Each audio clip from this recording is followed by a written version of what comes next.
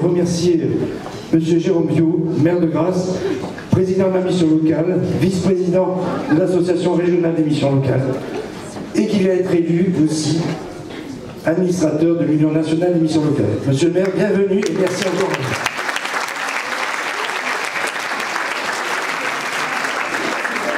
Merci, monsieur le directeur général, mon cher Jean-Yves, pour cet accueil. Et je veux saluer, avant de débuter rapidement ce moment, cette journée où vous êtes venus si nombreux ici, dans cette salle du Palais des Congrès. Je veux saluer Cyril Daufou, le vice-président de notre mission locale, qui mérite aussi vos applaudissements. Merci, mon cher Cyril.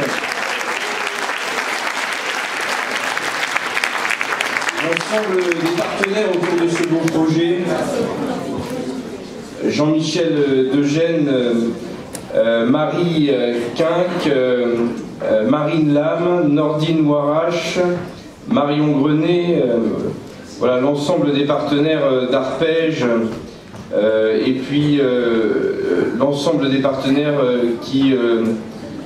le bâtonnier de Nice, l'ensemble des partenaires qui se sont engagés dans ce projet. Merci aux équipes du Palais des Congrès qui ont mis en œuvre un bel accueil, et c'est avec plaisir que je me trouve accompagné d'Anne Gourrier, directrice fonctionnelle des services pénitentiaires d'insertion et de probation, pour ouvrir cette journée La justice se met en scène.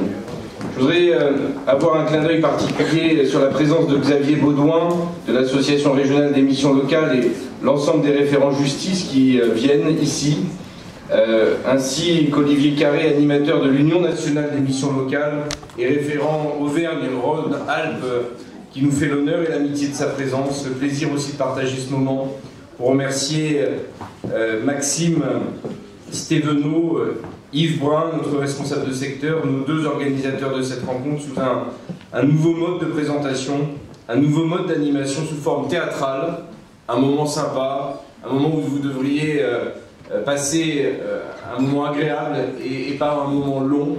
Donc je vais essayer de faire un discours plutôt court, mal parti. Et donc vous souhaitez la bienvenue. Être acteur de la justice, c'est beaucoup plus qu'exercer une profession, c'est remplir une mission au service des habitants, au service des territoires. Et cette mission, c'est de garantir la liberté individuelle et aussi la protection des plus fragiles, des plus vulnérables. C'est ce que vous allez découvrir tout au long de cette matinée. Et le chemin pour qu'un justiciable puisse s'insérer et trouve une place dans la société, il est toujours possible. Il va traverser différentes étapes au sein de l'appareil, et vous allez voir ces étapes, les unes après les autres. Vous allez voir la police, la justice, qui amèneront à passer les étapes à la fois de l'arrestation, à la fois de la garde à vue, du jugement, de l'incarcération, du travail, de réinsertion. Toutes ces étapes qui vont vous permettre de comprendre le rouage, le fonctionnement, la chaîne d'organisation qui est mise en place dans notre société. Toutes ces étapes, elles doivent être un temps pour... elles ont un rôle pour réparer les dommages qui ont été causés, qui ont été créés envers les victimes de la société. Et votre présence à tous nous conforte dans l'idée qu'il faut renforcer des liens, des passerelles entre les fonctions et le rôle des professionnels pour que cela soit mieux connu, perçu, avoir un éclairage sur ces sujets, les mettre en lumière auprès de toutes nos générations. Et c'est ce que nous voulons, nous voulons faire. Voilà, je ne serai pas plus long pour que vous passiez un moment dédié à cette partie théâtrale. Je veux vous dire que la mission locale sera toujours là pour vous, les jeunes. Et quand vous avez besoin de pousser la porte de la mission locale, de trouver une écoute attentive, eh bien il ne faut pas hésiter, parce que Jean-Yves Gilquin, directeur général, il est là avec toute son équipe, pour vous. C'est notre mission, c'est notre rôle. Donc n'hésitez pas, on est très fiers à Grasse d'avoir cette mission locale. Elle est là à votre service, elle est là pour vous aider dans le chemin de la vie. Passez à toutes et tous une belle matinée, et merci d'être si nombreux. Merci beaucoup.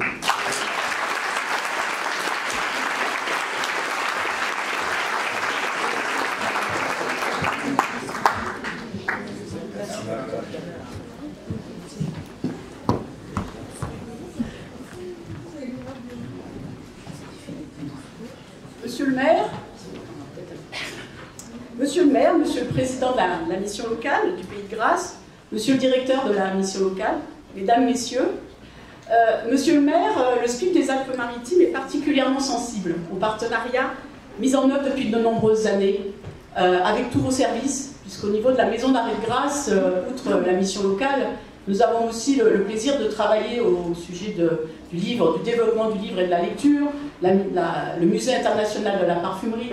Vous avez toujours été à nos côtés, y compris pour accueillir des personnes condamnées à la peine de travail d'intérêt général. Donc nous sommes vraiment très sensibles à cet engagement volontariste. Et aujourd'hui, avoir fait le choix de fêter les 40 ans de l'existence des missions locales, puisque ça fait 40 ans que ces missions locales existent.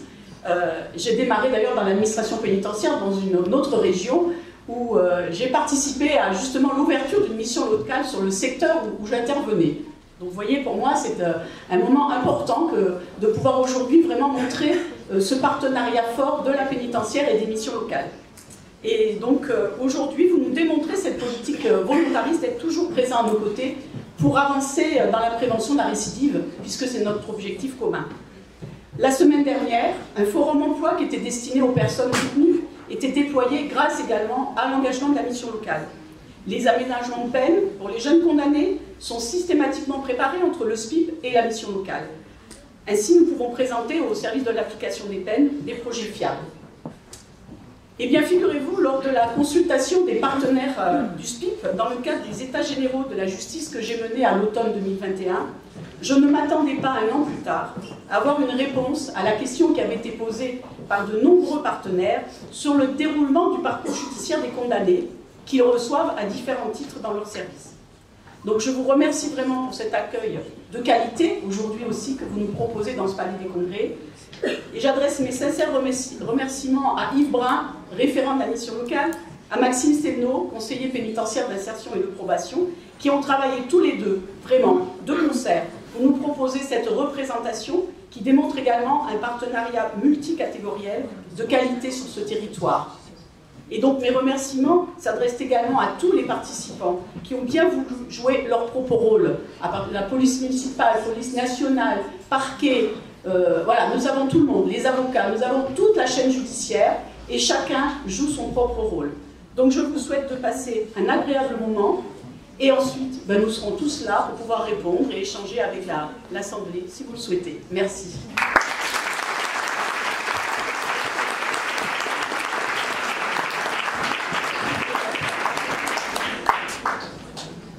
Bonjour messieurs, dames. Voilà, très heureux aujourd'hui de vous recevoir dans ce palais. C'est vrai que vous êtes très nombreux. On avait essayé de voir au maximum la jauge pour que tout le monde puisse rentrer. C'est vrai que c'est un petit peu plus. Voilà, donc aujourd'hui, comme on l'a dit et précisé, ce ne sont pas des acteurs, hein, ce sont vraiment des professionnels donc de la justice, police-justice qui seront présents. Donc il y a eu peu de répétitions, donc ils ont fait le maximum pour se caler. Donc il faudra être indulgent si jamais on n'avait pas des bons calages, mais normalement ils ont bien travaillé. Donc c'est surtout aujourd'hui, c'est une démonstration qui sera plutôt pédagogique. Donc après la représentation des scénettes, vous allez pouvoir poser des questions à tous ces professionnels. Donc je vous encourage déjà à réfléchir aux questions pour qu'on puisse engager un petit débat. Donc ça sera à peu près vers 11h30. Et à midi, il y aura un petit buffet qui vous attend à la sortie pour se remettre de toutes ces émotions. Mais il est déjà tard et c'est déjà l'heure où un couple, un homme, où leur destin va basculer. Je pense.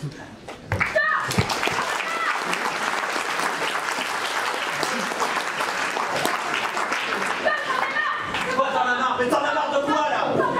Mais j'étais là, j'étais tranquille, c'est toi qui me fous la merde là. Putain d'alcoolique, va te faire soigner. C'est toi qui va te faire soigner. Je prends les clés de ta caisse, c'est moi qui marche. Non, tu vois?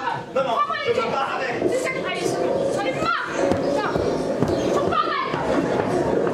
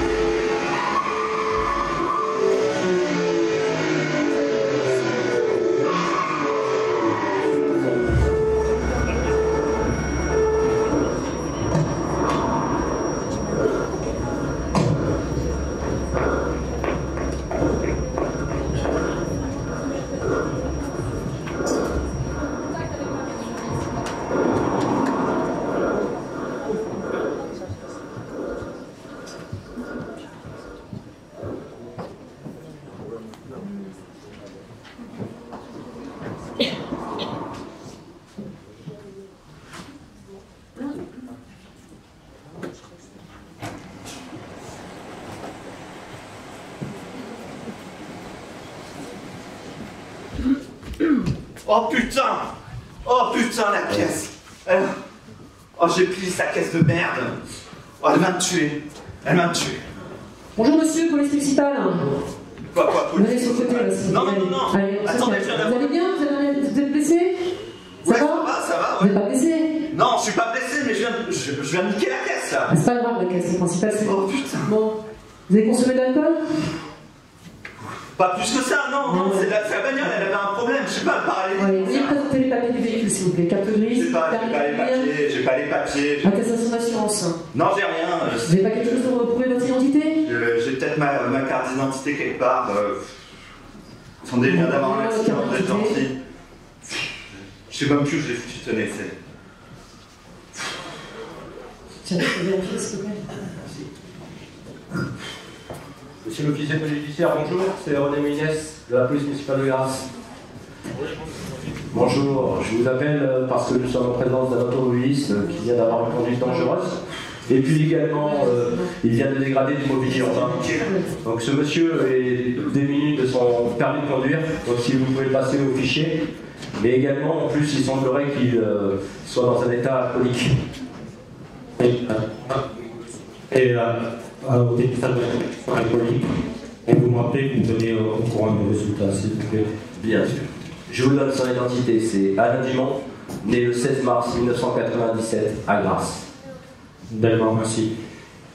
Vous assurez également que le véhicule n'apporte pas de gêne à la circulation, s'il vous plaît. Ouais, le véhicule est bien correctement stationné. Ne vous inquiétez pas. Donc lui-même l'a stationné correctement.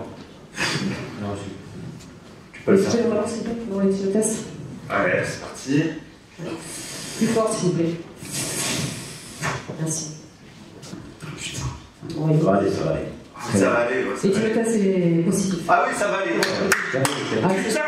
on se calme. Calmez-vous. On se calme. Ça va aller. Non, Ne vous inquiétez pas. Ne vous inquiétez pas. Monsieur l'officier judiciaire, je vous rappelle donc, comme prévu, il est positif. Allez.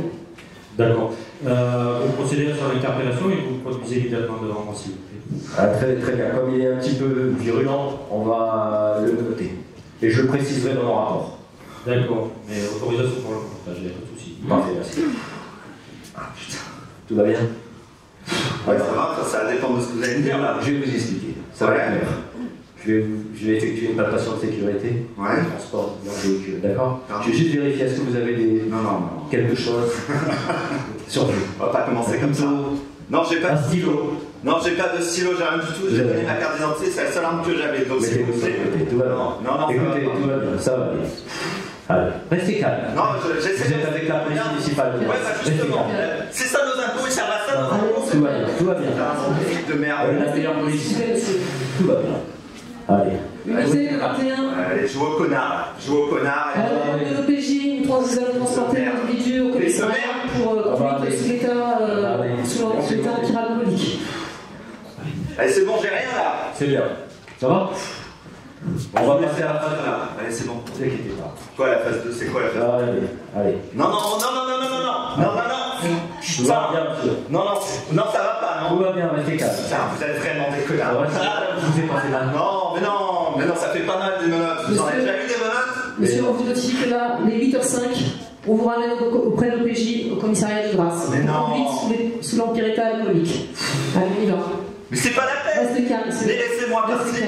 Allez, on y va. Faites attention. Putain, mais on va pas se temps là. Tout va bien, tout va bien. On est avec vous.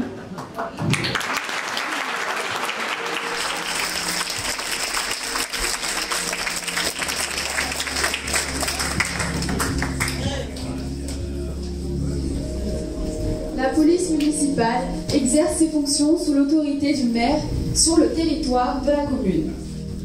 Elle est une police de proximité qui se veut à l'écoute de la population et a des missions de police administrative et de police judiciaire.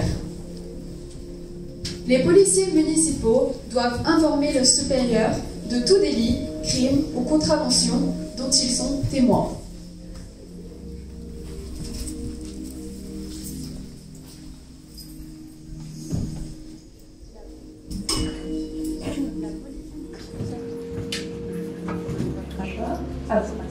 La police municipale est chargée d'assurer le bon ordre la sûreté et la sécurité des biens et des personnes, la tranquillité publique, la salubrité publique et veiller à l'application des arrêtés de police du maire.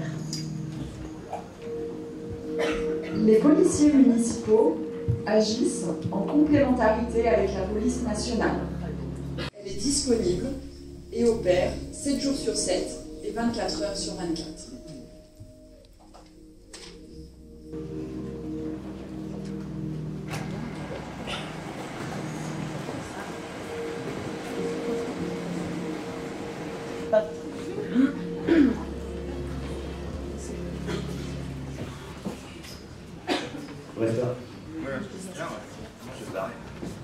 Alors, ça va quoi?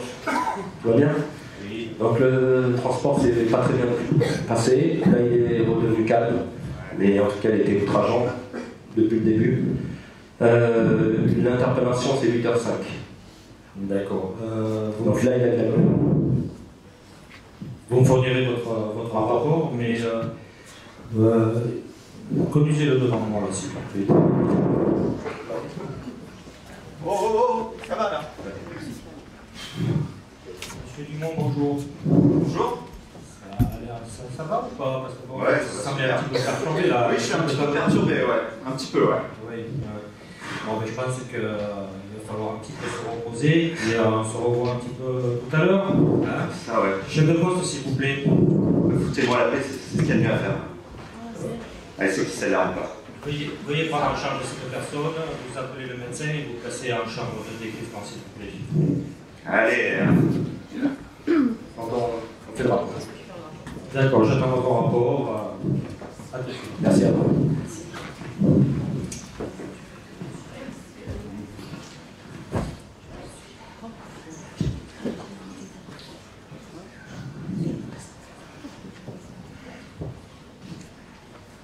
Chef de poste, s'il vous plaît. Ben voilà. Mais c'est tard. Vous pouvez me ramener M. Dumont, s'il vous plaît.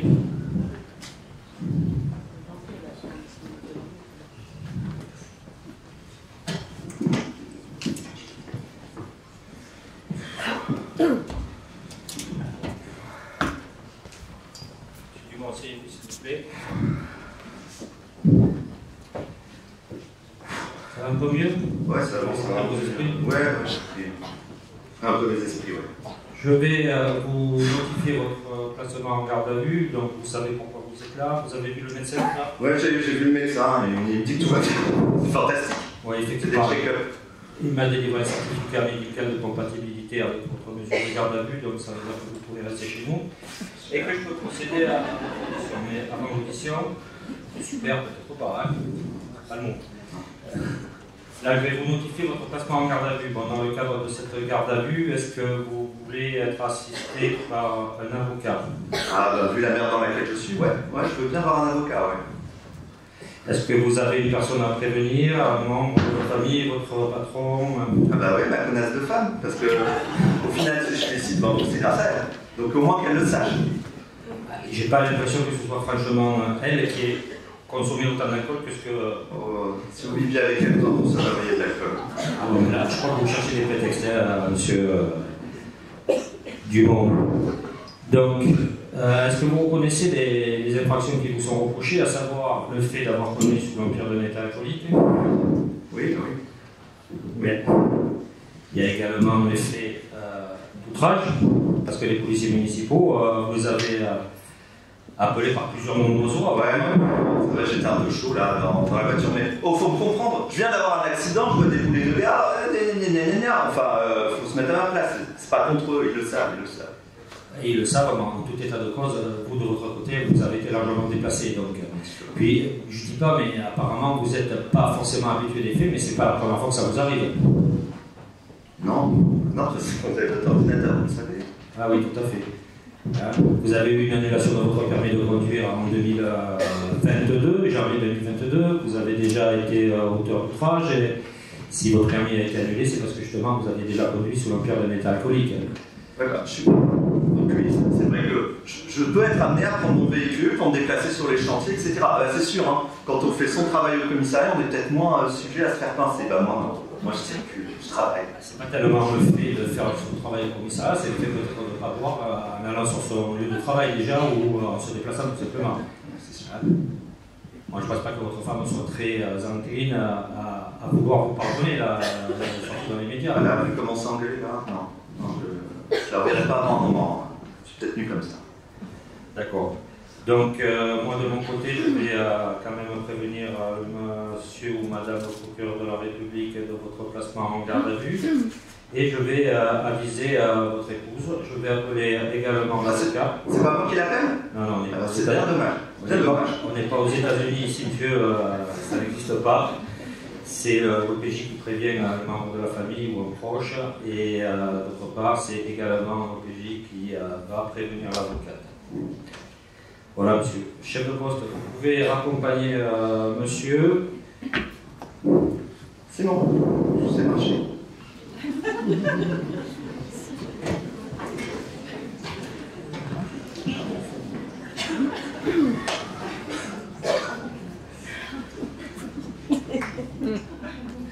Oui, bonjour maître. J'aurais besoin que vous passiez au commissariat pour assister une personne que je viens de placer en garde à vue pour des faits de conduite sous l'empire d'un état alcoolique. Et également pour outrage, sachant que ce monsieur est en état de récidive légale. Donc je vous attends. Oui. Dans 5 minutes? Ben, je vous attends, il n'y a pas de souci. Merci.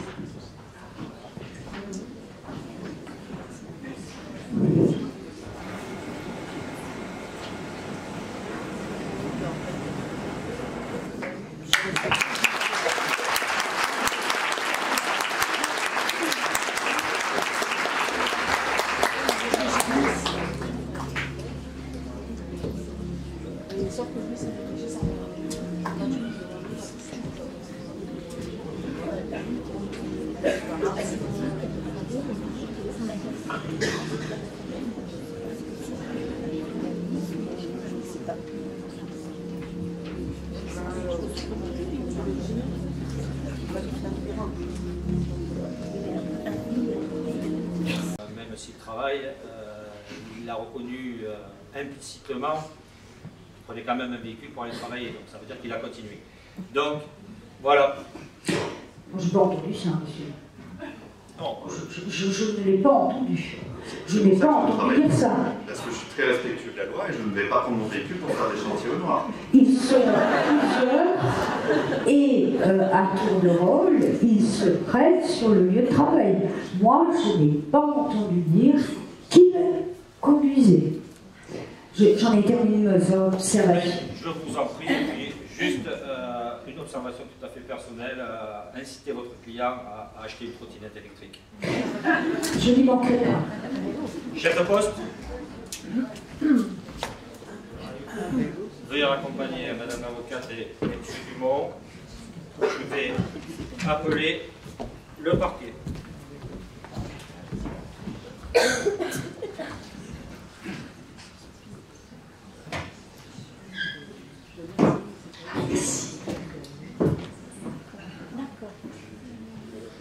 Madame le procureur? La permanence du parquet, bonjour. Oui, bonjour, monsieur Pasquale, OPJ au commissariat de Grasse. Je me permets de vous appeler suite au placement en garde à vue pour lequel je vous ai transmis un fax et je vous avais fait un petit compte rendu téléphonique. Ce dernier a été interpellé ce matin à 8h05 pour Honoré-Crest pour une conduite sous l'empire d'un état alcoolique. Il avait un taux de 0,93 g et ce dernier conduisait malgré l'annulation de son permis de conduire, du moins la perte de totalité de ses points, de la totalité de ses points. Par ailleurs, il a outragé les collègues de la police municipale par de petits noms d'oiseaux dont vous verrez le compte rendu dans leur rapport. Alors attendez, hein, monsieur, je vous arrête. Donc vous m'avez envoyé un mail pour monsieur Alain Dumont, c'est ça? Tout à fait. Né le 16 mars 97. C'est ça. Moi j'avais noté que vous l'aviez placé en garde à vue pour des faits d'outrage à personne dépositaire d'autorité publique, oui, conduite sous l'empire d'un état alcoolique et conduite malgré invalidation du permis de conduire, c'est bien ça? Tout à fait. Vous pouvez me dire tout de suite, les faits globalement sont contestés, reconnus? Alors, le mis en cause reconnaît l'ensemble des faits et les policiers municipaux ont déposé plainte. Ok, d'accord. Donc on va juste au cas où il change d'avis à l'audience. Sur les outrages, est-ce que vous pouvez nous dire précisément ce qui s'est passé? Au moment où il sortait de son véhicule, les collègues de la police municipale sont intervenus pour voir si la personne n'était pas blessée. D'autant qu'il y avait un dégât au domaine public, à savoir que son véhicule avait percuté un panneau de signalisation. Donc les collègues de la police municipale interviennent, prennent la personne par en charge, mais voient si son état ne présente pas une urgence absolue ou autre.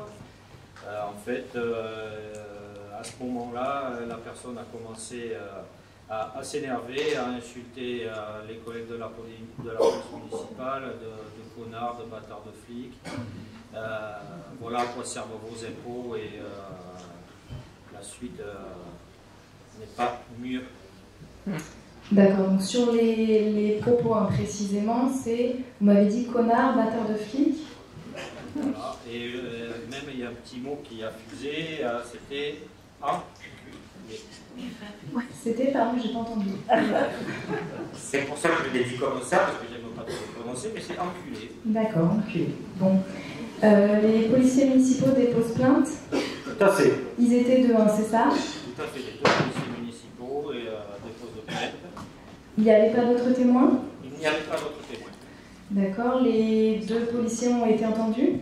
Ils ont été entendus, j'ai les procès-verbaux avec la procédure. Ils donnent tous les deux la même version des faits?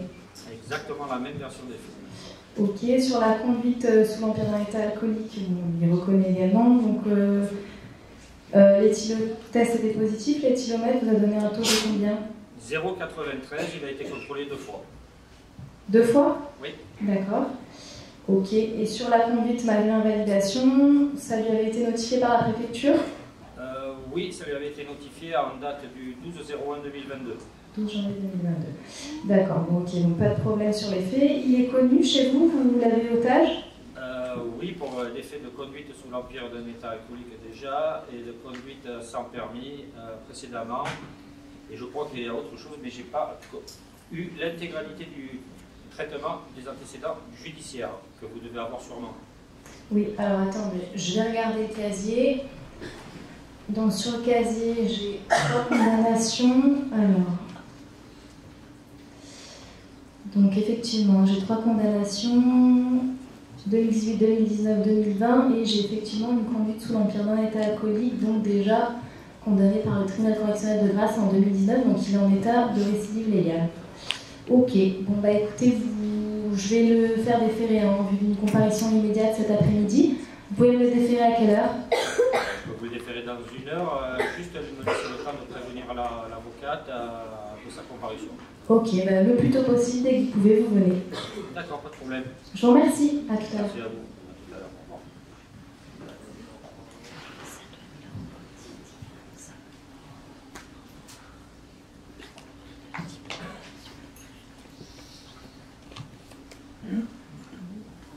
Oui, bonjour maître. Toujours l'OPJ Pasquale, au commissariat de Grasse. Je me permets de vous rappeler, monsieur Dumont va être présenté au procureur, il va être déféré d'ici 1 heure. Je voulais savoir si vous pouviez être là au moment de sa présentation. Ah, vous êtes sur place, vous êtes au commissariat?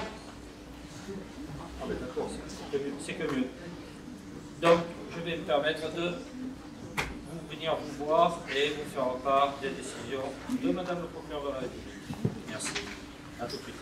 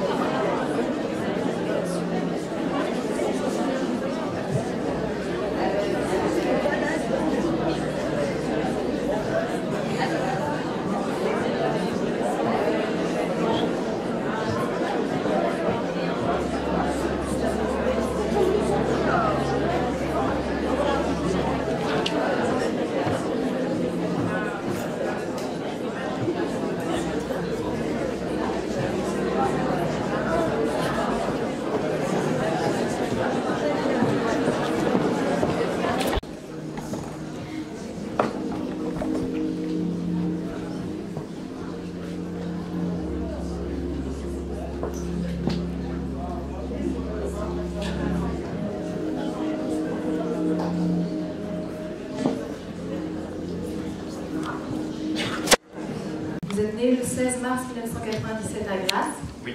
Et vous demeurez 16 cours Rio-Blanquet à Grasse. 16 cours Rio-Blanquet, c'est ça. Bien. Alors, maître, vous confirmez que vous avez pu vous entretenir avec votre client et accéder au dossier? Tout à fait, madame. Alors, monsieur Dumont, il vous est reproché d'avoir à Grasse, le 7 décembre 2022, par parole, geste ou menace de nature à porter atteinte à leur dignité ou au respect dû à leur fonction, outragé deux fonctionnaires de la police municipale dans ou à l'occasion de l'exercice de leur fonction, en l'espèce, en leur disant « connard, enculé », vous êtes donc à faire chier les citoyens. D'avoir dans les mêmes circonstances de temps et de lieu, malgré la notification qui vous avait été faite le 13 janvier 2022 par l'autorité administrative, de l'injonction de remettre votre permis de conduire, conduire un véhicule à moteur, pour la conduite duquel une telle pièce est nécessaire. Et il vous est également reproché, donc toujours à Grasse, le 7 décembre 2022, d'avoir conduit un véhicule alors que vous vous trouviez sous l'empire d'un état alcoolique, donc en l'espèce un taux de 0,93 mg par litre d'air respiré, et ce en état de récidive illégale, puisque vous avez été condamné par le tribunal correctionnel de Grasse le 22 février 2019 pour des faits similaires. Est-ce que vous avez compris ce qui vous est reproché? Oui, madame. Bien, alors je vous informe que devant moi, vous avez la possibilité de garder silence, de faire des déclarations spontanées ou de répondre à mes questions. Qu'est-ce que vous choisissez? Oui, je le réponds. Vous répondez aux questions. Alors, vous avez reconnu l'intégralité des faits en cours de votre garde à vue. Oui. Est-ce que c'est toujours le cas? Vous reconnaissez les faits? Oui, oui, je les reconnais, je les regrette. Je les regrette. Ça n'aurait jamais dû se passer comme ça. C'est une énorme erreur. Vous souhaitez ajouter quelque chose par rapport aux faits? Non, non, non, tout a été dit. Maître, est-ce que vous avez des observations? Pas d'observation, madame la procureur. Bien, alors, monsieur Dumont, je vous informe que principalement au regard de votre casier judiciaire, puisque vous avez des antécédents, j'ai fait le choix de vous faire comparaître cet après-midi devant le tribunal dans le cadre d'une comparution immédiate. Donc vous allez être présenté à 14 h au tribunal. Vous aurez la possibilité de demander un délai pour préparer votre défense si vous le souhaitez à ce moment-là. Vous avez compris? J'ai compris. Alors, je vais vous demander de signer le procès-verbal. Une copie vous sera faite et elle sera mise dans votre fouille. Maître, je vous laisse signer la mention.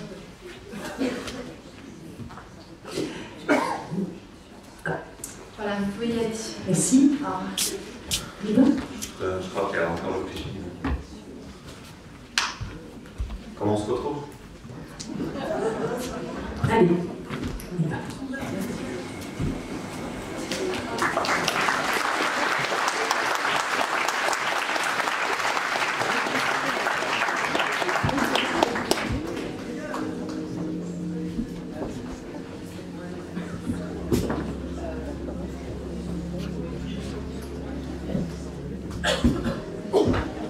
Le procureur, également appelé ministère public, est en charge de l'action publique.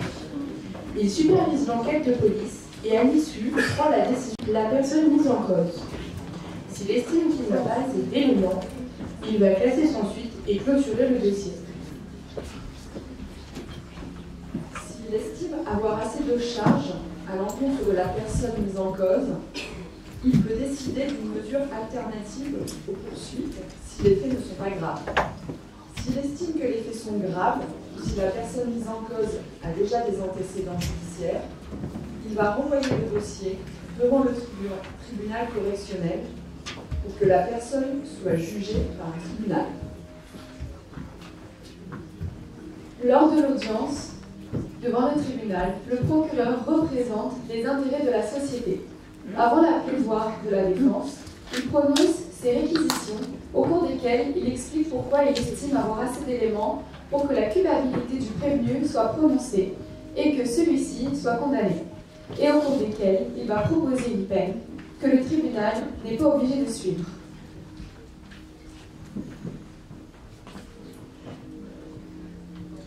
Concernant l'avocat, il s'agit d'un juriste dont les fonctions sont de conseiller, représenter, assister et défendre ses clients. Il est tenu à un certain nombre de devoirs.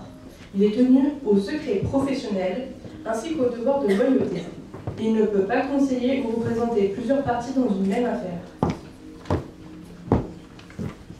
Il doit refuser de participer à un acte frauduleux ou illicite. Il doit obtenir l'accord de son client ou de la partie adverse pour trouver une solution aimable, amiable. Défendre mieux l'intérêt de son client.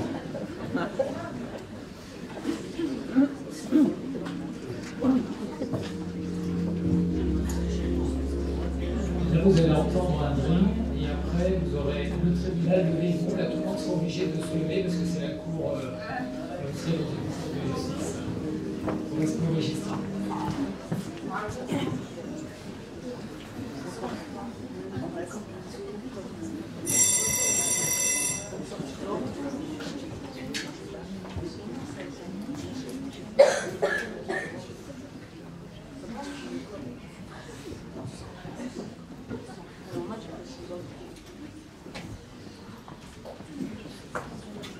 Tribunal de Réau.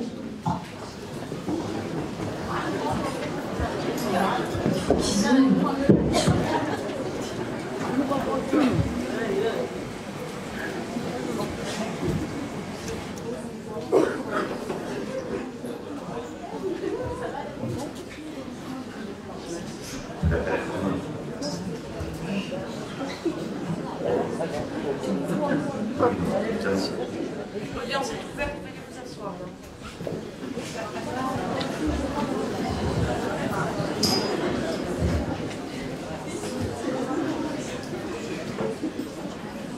Monsieur,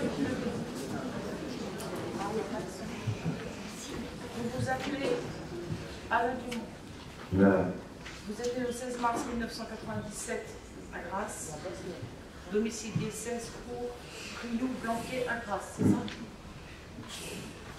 Les victimes, Sophie Aniston, René Molines, ont été régulièrement convoquées, elles sont absentes, ont déposé plainte, mais n'ont à ce jour fait valoir aucune demande. Monsieur, vous êtes poursuivi pour avoir à Grasse, le 7 décembre 2022, conduire un véhicule automobile, en l'espèce un véhicule Renault Clio immatriculé 27 AQV 06, sous l'empire d'un état alcoolique caractérisé par une concentration d'alcool dans le sang égale ou supérieure à 0,80 g par litre, ou par une concentration d'alcool dans l'air expiré égale ou supérieure à 0,40 mg par litre d'air expiré. en l'espèce 0,93 mg. Qui vous a été notifiée le 12 janvier 2022, étant précisé que cette infraction a été commise en état de récidive pour avoir été condamné le 22 février 2019 pour des faits similaires au récidive. Ce sont des faits prévus et réprimés par les articles 132-10, L224-7, L235-1 du Code pénal et suivant. On vous reproche, par ailleurs, d'avoir à grâce le 7 décembre 2022, par parole, geste ou menace, de nature à porter atteinte à leur dignité ou au respect de leurs fonctions, outrager Madame Sophie Ameston, Monsieur René Molines, agent de police municipale chargé de mission de service public, et ce, à l'occasion de l'exercice de leurs fonctions, en l'espèce, en leur disant les termes suivants: connard, enculé, bâtard de flic. Je regrette. Fait prévu et réprimé par les articles 433.5 et suivants du Code pénal. Pour votre information, monsieur, ces faits sont susceptibles, les faits de conduite sur un permis alcoolique sont susceptibles de vous faire encourir une peine de 2 ans d'emprisonnement et de 4 500 € d'amende. Quant aux faits d'outrage, ils peuvent vous valoir une peine maximum de 6 mois d'emprisonnement et 7 500 € d'amende. Avant d'aller plus loin, je vous explique que vous comparaissez devant le tribunal dans le cadre d'une procédure qu'on appelle la comparution immédiate. Dans le cadre de cette procédure, la loi vous donne la possibilité soit d'être jugé aujourd'hui, soit de solliciter un délai pour préparer votre défense. Ce délai est de droit, donc si vous le sollicitez, il vous sera accordé. L'audience. Restez debout, vous asserrez quand je vous dirai. L'audience. Dans l'hypothèse où vous sollicitez un délai, l'audience aura lieu dans un délai entre 2 et 6 semaines. Il est évident que si vous demandez un délai, le tribunal devra statuer sur les mesures de sûreté. Qu'est-ce que c'est qu'une mesure de sûreté?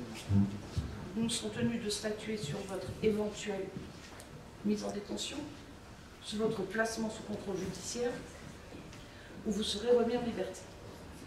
Est-ce que vous avez compris? Vous avez dû vous entretenir de ce point avec votre avocat. Avez-vous pris une décision? Je m'avais clairement expliqué que si jamais je demandais à être ajourné, de toute façon, je risquais de passer 3 semaines en tôle. Donc je voudrais être jugé. Alors on ne dit pas 3 semaines en tôle, déjà. 3 Quelle est semaines en votre détention décision? provisoire. Quelle est votre décision? Je vais être jugé maintenant. Bien. Alors, la loi me donne l'obligation de vous demander, de vous aviser que vous avez, au cours de cette audience, droit au silence. Vous pouvez donc refuser de faire toute déclaration. Vous pouvez faire des déclarations spontanées et répondre aux questions qui pourraient vous être posées par Madame le procureur, par votre conseil ou par le tribunal. Bien. Alors, dans un premier temps, je vais rapidement faire un résumé des faits. Vous aurez ensuite la parole. Juste une petite observation. Il résulte de la procédure et des pièces que j'ai pu examiner à cette audience que vous avez, dirons-nous, depuis votre arrestation, même au cours de la garde à vue, adopté un comportement qui pourrait être analysé comme un comportement, disons, un peu léger. Je vous invite, monsieur, aujourd'hui devant le tribunal à faire preuve de sagesse. Vous n'entendez pas parler de moi. Et puis d'adopter un comportement conforme à ce qui peut être attendu d'un honnête citoyen. Que je suis. Bien. On va voir. Donc les faits sont les suivants. Le 7 décembre 2022, à 8 h du matin, la police municipale est intervenue à la suite d'un accident matériel de la circulation. Cours Honoré Krebs à Grasse. Alors il est nécessaire de préciser que les services de police qui étaient stationnés au rond-point sur cette esplanade avaient pu remarquer un véhicule Clio dont la conduite était quelque peu dangereuse puisque le conducteur semblait ne pas maîtriser le contrôle de son véhicule et zigzaguer sur la chaussée. Il a tellement peu maîtrisé son véhicule qu'il en a perdu le contrôle et qu'il a heurté un panneau de signalisation quelques mètres plus loin. Les policiers sont immédiatement portés à hauteur du véhicule et ont pu constater que le conducteur, en l'occurrence vous ne contestez pas que vous étiez conducteur. C'est moi au volant. Présenter les signes évidents d'une ivresse manifeste, les yeux injectés de sang, une haleine sentant fortement l'alcool, et ils vous ont donc soumis à un contrôle d'alcoolémie par éthylomètre qui a révélé un taux supérieur au taux légal. Compte tenu de ces premiers éléments, les agents de police municipale ont pris la décision de conduire au commissariat, afin que vous soyez entendus par un officier de police municipale, de police judiciaire, pardon, et au lieu de vous soumettre à l'autorité légitime des services de police, vous avez proféré des insultes que la décence me conduit à ne pas vouloir répéter. En effet. Vous avez au commissariat été soumis à un second contrôle qui a révélé un taux de 0,93 par litre d'air expiré et vous avez été placé en cellule de dégrisement jusqu'à votre audition. C'est ça. Les vérifications effectuées ont permis, au cours de la procédure, ont permis de révéler que vous n'étiez plus titulaire du permis de conduire pour invalidation de la perte totale de vos points. Vous étiez au courant? Oui. Puisque cette décision vous avait été notifiée, c'est-à-dire vous aviez reçu un courrier vous indiquant que vous ne pouviez plus conduire. Et ce courrier vous avait été adressé le 13 janvier 2022. Figure à la procédure l'accusé-réception par lequel vous avez signé cette notification. Lors de votre audition, devant les services de police de Grasse, vous avez reconnu les faits. Alors vous avez expliqué qu'à la suite d'une dispute conjugale, vous aviez décidé de quitter le domicile, pris le véhicule qui appartient, je crois, à votre époux, enfin à votre compagne. Mon ex-compagne, votre ex-compagne. Étant précisé que vous avez reconnu avoir consommé plusieurs bières et plusieurs verres d'alcool au cours de la nuit. C'est ça. Bien. Vous confirmez les déclarations que vous avez faites devant les services de police? Je les confirme. Précisez-nous les circonstances. Quoi vous dire, effectivement, en ce moment, à la maison, c'était un peu tendu. Vous l'aurez sans doute vu sur mon casier, c'est vrai que j'ai eu des démêlés avec madame. On en parlera après. Donc voilà, et j'ai effectivement pris le véhicule pour mettre de la distance, pour, enfin, voilà, parce qu'on m'a dit que c'était ce qu'il fallait faire dans ce genre de cas, hein, pas céder à la violence, donc bah, c'est ce que j'ai essayé de faire au mieux. Maintenant, effectivement... Attendez, vous appelez ça faire ça au mieux? Dans les circonstances dans lesquelles j'étais, je ne savais pas trop quoi faire, honnêtement. Permettez-moi de vous dire que vous trouvez beaucoup d'excuses. Vous aviez bu? Oui? Oui. Combien de verres? Au bout d'un moment, on ne compte plus. Donc vous étiez parfaitement conscient, vous étiez au-dessus du taux autorisé. Avec l'adrénaline de la dispute, moi je savais tout, j'en étais. Deuxièmement, vous prenez votre véhicule, enfin le véhicule de votre compagne. Vous savez que vous ne pouvez plus conduire. Oui, c'est vrai. Et vous expliquez que les circonstances qui vous ont conduit à agir comme ça sont celles d'une dispute conjugale. Ah bah c'est sûr que si elle avait été tranquille, rentrant à la maison, bonjour chérie, je ne serais pas là. Vous êtes en train de nous expliquer au tribunal que vous êtes responsable. Non, non, c'est pas ce que je dis, je regrette, vraiment je regrette. Je sais que c'est pas ce que j'aurais dû faire. Je tiens à vous signaler qu'il était 8 h du matin. Nous sommes en plein centre-ville. Que c'est l'heure où les gens sortent pour aller travailler. Qu'il y a sur les trottoirs de nombreux piétons. Et que vous manifestez une conduite excessivement dangereuse. Que la chance, entre guillemets, a voulu que ce soit un panneau de signalisation que vous heurtez et pas un piéton. C'est vrai. Vous avez raison. Oui, je pense que le tribunal a relativement souvent raison. S'agissant des outrages, vous connaissez avoir insulté les policiers? Effectivement. J'ai eu des mots qui ont dépassé ma pensée. Vous êtes excusé? Ça doit être inscrit dans la procédure. J'ai pas eu la chance de les revoir pour m'excuser de vive voix, mais je vais leur faire un courrier. Hein. Monsieur Dumont, quel est le rôle des policiers? Arrêter les gens. Pardon? Faire respecter la loi. Arrêter les gens. Et faire... réfléchir, juste un tout petit peu. Vous me prenez à froid. Je connais pas tout ça. Le cerveau est un muscle. Et plus on fait travailler, plus il est efficace. Mais là, entre la garde à vue et le reste, je crois que je suis en claquage.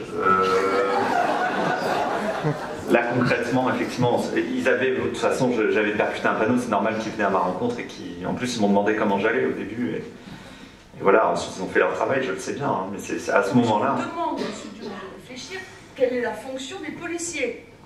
La fonction des policiers, c'est d'assurer l'ordre public. C'est-à-dire? C'est-à-dire que quand il y a quelqu'un qui fonce dans un panneau, effectivement, c'est de venir à en compte et de procéder à son arrestation s'il a vu. Et c'est aussi de réfléchir. C'est trop dur. Je sens bien que vous attendez une réponse, mais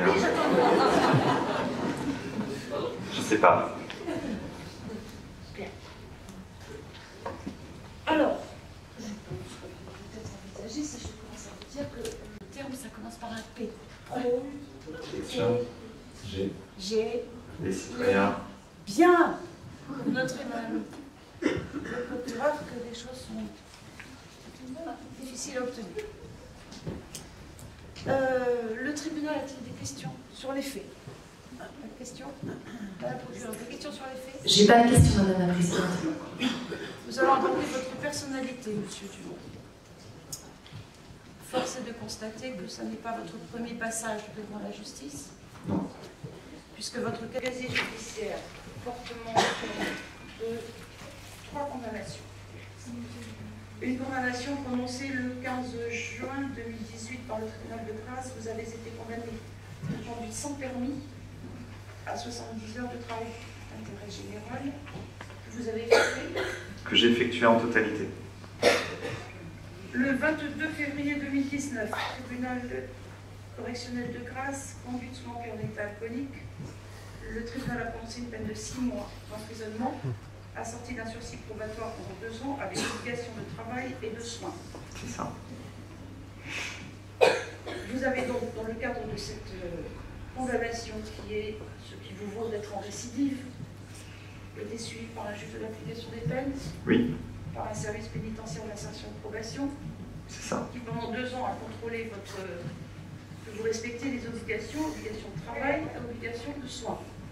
Vous avez suivi ces soins pour l'alcool, évidemment. Oui, effectivement, j'ai été voir le XAPA. J'y allais régulièrement. Oui. On verra. Vous avez enfin été condamné le 14 avril 2020 par le tribunal correctionnel de Grasse pour des faits de violence ayant entraîné une incapacité totale de travail inférieure à 8 jours. Violence ont été exercées sur votre actuelle compagne. Là, on n'est plus trop ensemble, mais effectivement, c'était avec elle que je m'étais disputé. Vous avez effectué cette peine d'emprisonnement sous le régime de la détention à domicile sous surveillance électronique, c'est-à-dire qu'on vous a placé un bracelet électronique. C'est ça. Et vous étiez contraint de rester à votre domicile en dehors des heures qui vous étaient autorisées par le juge d'application des peines. J'étais chez ma mère. Vous étiez chez votre mère. Ce casier judiciaire me permet quand même de dire que jusqu'à présent, la justice s'est montrée relativement bienveillante à votre égard. Travail d'intérêt général, surveillance exercée pendant 2 ans avec un soutien vous a été accordé. Pour des violences, vous avez été condamné à un an d'emprisonnement, mais vous n'avez pas été incarcéré. Non. Malgré ces 3 avertissements, vous revoilà. Qu'avez-vous à dire? Quand j'avais fini ma peine de bracelet, honnêtement, je pensais qu'avec la justice, c'était fini. Et à cette époque-là, j'étais chez ma mère, ça se passait bien, je travaillais. Et puis ensuite, on s'est remis en couple avec madame. Bon ben, c'est sûr que ça a un petit peu dérapé à ce moment-là. En réalité, je me rends compte que... J'aimerais, monsieur Dumont, que vous arrêtiez de vous chercher des excuses. Le seul responsable dans ces faits, ce n'est pas la situation conjugale, ce n'est pas votre ex-compagne, c'est vous, monsieur. C'est vous qui buvez, c'est vous qui mettez les autres en danger. Oui, c'est sûr. Et c'est vous qui compromettez votre avenir. Ça n'est pas votre compagne. Mais vous voyez, quand j'ai eu les obligations de soins, je les ai respectées. Alors c'est pas ce que dit le juge d'application des peines, puisqu'il résulte d'un rapport qui figure au dossier, rédigé par le conseiller d'insertion de probation, qui précise que si vous répondez aux convocations, vous avez peu de remise en cause personnelle quant à vos responsabilités, et que les soins n'ont pas véritablement été investis, puisque vous avez quand même manqué plusieurs rendez-vous. Mais ensuite, c'est le speak, hein, c'est pas forcément. Enfin, honnêtement, j'allais quand même au rendez-vous. D'ailleurs, la faire son rapport, c'est que j'y allais. Ensuite, c'est pas de ma faute aussi. Ça va qu'ils sont débordés et ils me donnent des rendez-vous quand ils peuvent. C'est encore la faute des autres. Non, non, mais moi j'ai appelé régulièrement, vraiment, pour le coup. Ça figure sans doute au dossier. Non, ça ne figure pas au dossier, monsieur. Si je vous dis que ça ne figure pas au dossier, ça ne figure pas au dossier. Donc si je résume, vous commettez ces faits parce que votre compagne est désagréable et pénible et que vous avez des problèmes avec elle. Le rapport du service pénitentiaire insertion probation, vous savez, c'est le SPIP. Et puis les rendez-vous que vous ne pouvez pas suivre, ben c'est de sa part. C'est ça? Non, non, c'est moi, effectivement, c'est moi qui suis là. Je voudrais que cette audience, monsieur, ait pour intérêt de vous permettre de réfléchir. Votre destin, c'est vous qui construisez, monsieur. J'y ai réfléchi avec mon avocate, elle m'a bien fait réfléchir. Je sais que ça, cette situation-là ne se reproduira plus. En ce qui concerne votre situation personnelle, donc vous vivez avec votre compagne, j'ai cru comprendre que à ce jour, la cohabitation reste possible ou... Non, mon malade. Mais j'en veux plus de lui, doucement, c'est bon, hein? Vous l'entendez dans la salle? S'il vous plaît. Vous avez une autre possibilité d'accueil? Non, non, bah non, je me suis brouillé avec toute ma famille quand je me suis mis en couple avec elle, donc je n'ai plus de logement. Vous n'avez pas de domicile. Est-ce que vous avez un emploi? Habituellement, je suis peintre. C'est vrai que ça marchait plutôt bien, mais depuis quelques mois, c'est la crise du bâtiment. Hein, Comment vous vous déplacez sur les chantiers? En bus. Et puis j'ai un copain qui vient me chercher. Il vient me chercher, du coup, je le paye en plus, donc ça me fait un petit coup dans le budget. Il vient me chercher, il fait quoi? Vous n'avez jamais pris votre véhicule pour aller travailler? Non.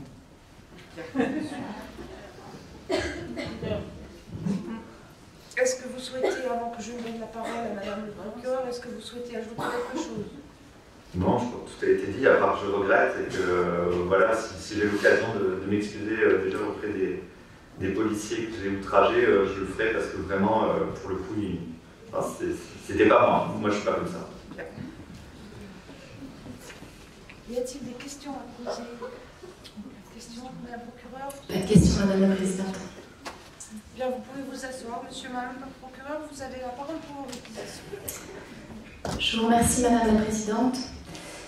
Madame la Présidente, Mesdames du tribunal, Alain Dumont est renvoyé devant vous aujourd'hui pour des faits d'outrage à personne dépositaire de l'autorité publique, de conduite sous l'empire d'un état alcoolique en récidive légale et de conduite malgré invalidation du permis de conduire. À ce titre, il encourt pour l'intégralité de ces faits une peine de 4 ans d'emprisonnement. Alors, sur la caractérisation des faits, je serai brève puisque monsieur les a reconnus. Il les a reconnus immédiatement au cours de la garde à vue. Il les reconnaît également devant vous aujourd'hui. Ces aveux, ils sont de toute façon corroborés par des éléments objectifs. Donc, concernant les outrages, vous avez les déclarations des 2 policiers qui donnent exactement la même version des faits et qui relatent les mêmes propos émis par le prévenu. Concernant la conduite malgré invalidation du permis de conduire pour perte totale de points, la préfecture lui a notifié l'invalidation de son permis le 13 janvier 2022. Il était donc parfaitement informé qu'il conduisait un véhicule alors qu'il n'était plus titulaire du permis nécessaire. Et enfin, concernant donc la conduite sous l'empire d'un état alcoolique, l'éthylomètre a révélé un taux de 0,93 mg par litre d'air expiré. Donc l'infraction est également caractérisée. Sur ce dernier fait, monsieur est en état de récidive légale puisqu'il a été condamné définitivement par le tribunal correctionnel de Grasse le 22 février 2019 pour des faits similaires. Au regard de ces éléments, je vous demanderai donc d'entrer en voie de condamnation pour l'intégralité des faits objets de la prévention. Alors, concernant la peine désormais, donc, le tribunal le sait, mais c'est principalement pour M. Dumont que je vais le rappeler, et parce que l'audience doit aussi avoir un objectif pédagogique, la peine doit être comprise. Le tribunal, pour prononcer une peine, pour déterminer la nature et le quantum de peine, se fonde sur 2 choses. D'une part, la personnalité du prévenu, et d'autre part, la gravité des faits. Alors, je vais commencer par la gravité des faits. Il s'agit de faits qui sont graves. Ce sont des faits qui sont commis en état de récidive légale, puisque monsieur a déjà été condamné pour ces faits. C'est surtout, à mon sens, la dangerosité du comportement qui doit être soulignée, puisque le prévenu a délibérément choisi de prendre le volant alors qu'il était alcoolisé. Les effets de l'alcool sur les réflexes de conduite, on les connaît, je n'ai pas besoin de les rappeler. Et nous, dans ces salles d'audience, on voit régulièrement des personnes qui sont mises en cause devant nous pour des faits d'homicide involontaire, justement en raison de l'alcool et avec toutes les conséquences dramatiques que cela peut engendrer. En prenant le volant ce jour-là, M. Dumont, il a délibérément choisi de créer un risque pour la société, et ce comportement, ce qui constitue un danger pour la société, doit être sévèrement sanctionné. Sur la personnalité du prévenu, donc vous l'avez relevé, Madame la Présidente, 3 condamnations au casier, dont une pour des faits similaires. Alors, il a déjà bénéficié d'un aménagement de peine sous forme de détention à domicile de surveillance électronique, un sursis probatoire également, un travail d'intérêt général. J'ai envie de dire qu'on a en fait un peu tout essayé avec M. Dumont et qu'on n'a plus réellement de perspective aujourd'hui pour lui faire passer le message. Au regard de ces éléments, je requiers une peine de 18 mois d'emprisonnement, dont 6 assortis du sursis probatoire, avec une période de probation de 2 ans, comprenant les obligations de travail et de soins. Sur la partie ferme, comme je l'ai relevé, M. Dumont a déjà bénéficié d'un aménagement de peine, de sorte qu'il me semble aujourd'hui nécessaire de ne pas prononcer d'aménagement de peine et de prononcer un mandat de dépôt. Et à titre de peine complémentaire, je vous demande de prononcer une interdiction de conduire.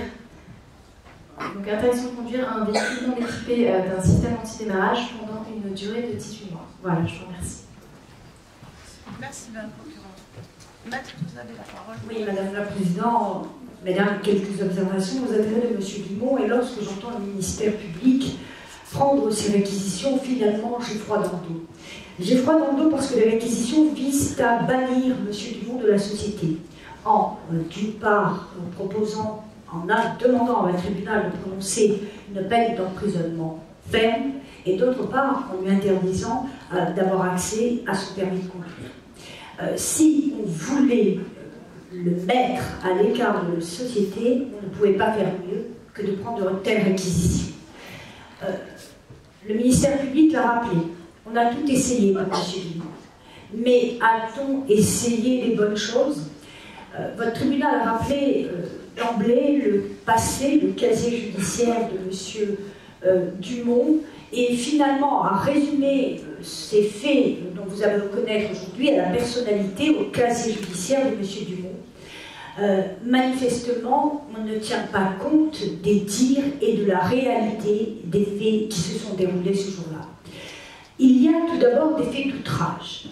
Monsieur Dumont s'en est excusé, il s'en est expliqué, il n'a pas tergiversé, il a reconnu, et je relève que les agents de la police municipale ne se sont pas constitués partie civile, n'ont sollicité aucune indemnisation auprès de votre juridiction, et que manifestement, eux, les policiers municipaux, ont entendu les excuses de M. Dumont et ont compris, parce que certainement ils ont l'habitude, ce comportement qu'il a eu ce matin-là. Les faits, vous reprochiez à M. Dumont de ne pas les assumer, de tenter de remettre la responsabilité sur les uns, les autres, la compagne. Je rappelle que M. Dumont est un homme qui a un travail, qui est une formation professionnelle, peintre. Alors certes, depuis quelque temps, il est en période où il ne peut pas travailler pleinement pour plusieurs raisons. D'une part, il y a cette difficulté qu'il n'a plus de permis de conduire, que c'est compliqué pour s'organiser, pour aller sur les chantiers, il faut trouver un collègue qui vient, mais c'est un jeune qui a toujours travaillé. Vous n'êtes pas en présence d'un jeune homme oisif. Certes, il a des défauts, mais qui n'en a pas. Son défaut à lui, c'est, je dirais, l'intempérance.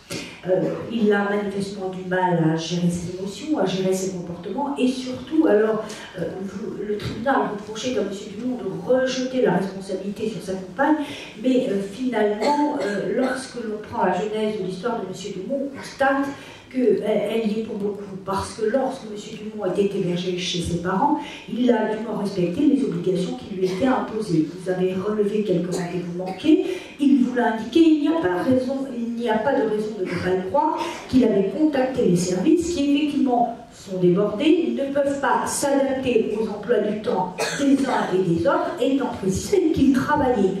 Par conséquent, chaque fois qu'il a été absent, il s'en est expliqué au préalable et a informé les services concernés qu'il ne pouvait pas s'y rendre parce qu'il travaillait et d'autres rendez-vous lui ont été proposés.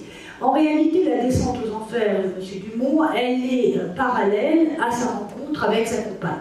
Ils se séparent, vous avez un jeune qui respecte les obligations qui sont mises à sa charge, notamment les obligations de soi. Nous avons une abstinence sur une période très longue et rien dans le dossier ne permet de dire ou de démontrer qu'il a conduit le véhicule pendant la période pendant laquelle son permis était annulé ou encore qu'il a conduit sous l'empire d'un état alcoolique. Il rejoint sa compagne, pensant qu'effectivement il allait pouvoir reprendre une vie affective, à partir du moment où il avait déjà reconstruit sa vie professionnelle, et vous avez affaire à un jeune qui est littéralement humilié, blessé, subissant des brimades de la part de sa compagne qui jamais, à aucun moment, ne l'a soutenu, ne lui a montré qu'il valait quelque chose et n'a souligné ses progrès. Pardon. Non, pardonnez-moi, votre client manifeste. Oui, effectivement, il manifeste parce que jusqu'à présent, au domicile conjugal, il ne peut pas beaucoup se manifester. Et il faut que, on n'en parle pas assez, mais il faut le dire. Quand vous avez des jeunes qui ont une certaine fragilité, parce qu'ils ne se retrouvent pas par hasard devant votre juridiction, qu'ils font des efforts, qu'ils essaient de se mettre en couple, et que vous avez finalement un compagnon ou une compagne qui, au lieu d'aider, de soutenir, brime, insulte, rabaisse, humilie le couple de sa famille, le couple de ses amis, eh bien, finalement, cette cocotte minute, à un moment, elle explose. C'est ce qui s'est passé ce matin-là. Ce matin-là, il était hors de lui parce qu'il avait eu l'outrecuidance de fêter avec des amis la Coupe du Monde de football. C'est tous les 4 ans, Madame le Président, et la France en finale. Accordez. Je crois que là, tout le monde était dans son poste de télévision à ce moment-là et tout le monde a vu. Et il a eu effectivement ce moment de faiblesse et la seule réponse qu'il a eue de sa compagne, c'est des brimades, des insultes à 8h du matin alors qu'il allait se rendre au travail. De rage, il a pris le véhicule. Alors que l'invalidation lui a été notifiée il y a 6 mois, il n'y a jamais eu de défaillance à ce niveau-là. Il prend le véhicule et heurte effectivement un poteau. Mais vous êtes dans une situation où, fort heureusement, vous l'avez rappelé, et monsieur en est parfaitement conscient, 8 heures sur le cours Honoré Cresp, nous avons tous les jeunes qui vont dans les lycées, dans les établissements scolaires. C'est un moment difficile, un moment dangereux. Mais s'il a pris le véhicule à ce moment-là, c'était pour fuir. Fuir parce qu'il ne voulait pas entrer dans le jeu de sa compagne, qui est de le pousser à bout et partir dans un système de violence, puisque vous l'avez rappelé, ce casier judiciaire, il vous est jeté à la figure à chaque audience, il y a déjà eu des difficultés dans le couple et notamment des violences. Le tribunal considérait que c'était son seul moyen de fuite. Il est certes inapproprié, il est certes inadapté, mais il a fait comme il pouvait. À ce moment-là, avec les capacités qu'il avait, avec tous les efforts qu'il avait fournis avant, il avait une seule issue, c'était fuir. Vous aurez constaté, Madame le Président, que M. Dumont, ni devant les services de police, ni devant le ministère public, n'a essayé d'échapper à ses responsabilités. Il a reconnu les faits qui lui ont été reprochés. Il s'est excusé auprès des agents de la police municipale qui ne se sont pas constitués partie civile. Il n'y a pas d'autre, d'ailleurs, demande d'indemnisation de part et d'autres. Par conséquent, je pense que la peine qui est proposée, qui est sollicitée par le ministère public, est manifestement inappropriée, totalement démesurée au regard de la personnalité de M. Dumont. Votre tribunal doit lui donner encore une chance, puisque les solutions qui ont été proposées avant n'ont pas abouti, les pas ne sont faits. L'abstinence y est, les rendez-vous ont été respectés. Sa seule issue aujourd'hui, effectivement, c'est de se séparer de sa compagne. Et finalement, je suis ravie qu'elle prenne la parole de manière intempestive au sein de votre audience, alors même qu'elle n'en a pas été autorisée, pour dire qu'elle ne le veut plus. Finalement, c'est elle son salut, elle n'en veut plus. Et votre tribunal ne verra plus M. Dumont tant qu'il sera loin de cette personne qui est véritablement nuisible dans sa vie. Je sollicite donc de votre tribunal qu'il fasse preuve d'une clémence particulière à son égard et qu'il adapte la sanction qui pourrait être prononcée à la personnalité de M. Dumont, aux efforts qu'il a réalisés depuis le prononcé de la dernière sanction, mais aussi et surtout que l'on reconnaisse qu'il a souffert pendant des mois auprès d'une compagne qui a conduit finalement celui-ci à la récidive qui est visée par le ministère public. Voilà quelques observations que je souhaitais apporter à votre part. Je vous remercie. Monsieur Dumont, levez-vous. La loi vous donne la parole en dernier. Avant que le tribunal ne se retire pour délibérer, pour prendre sa décision, souhaitez-vous ajouter quelque chose? Non, tout ça a été dit par mon avocate. Hein. C'est exactement ça. C'est exactement ça. Bien, vous pouvez vous asseoir. Le tribunal se retire pour délibérer.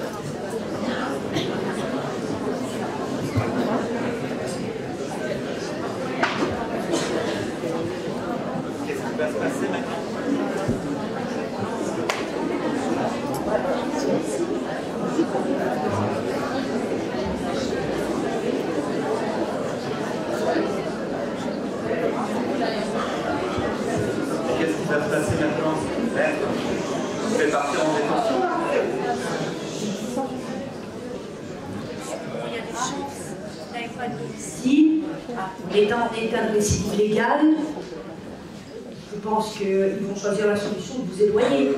Il faut me trouver un truc là. Attendez, je ne vais pas partir en détention. Non. Alors on peut soit faire appel, effectivement, mais il faut faire également appel à la défaut, ce qui prend un certain délai. En revanche, les appels sont jugés en priorité devant la Cour, dans un délai de 15 jours. Mais ça ne vous règle pas votre possibilité, votre situation au quotidien. En revanche, je pense qu'il faudra travailler sur l'aménagement de peine. Ah ouais, non mais si le pire arrive, il faut tout de suite trouver une solution. Hein. Il y a deux solutions. Soit on fait appel s'il y a un mandat de dépôt, si c'est une peine d'emprisonnement sans mandat de dépôt, effectivement, il faut travailler à l'aménagement de peine. Mais je pense que compte tenu des réquisitions du ministère public, il y a de fortes chances pour que le tribunal prononce une peine d'emprisonnement ferme, surtout assortie d'un mandat de dépôt. Ouais, j'espère que je me trompe. Je suis en stress là. Libère. J'ai tout connu, j'ai été retentissant. Le tribunal, levez-vous.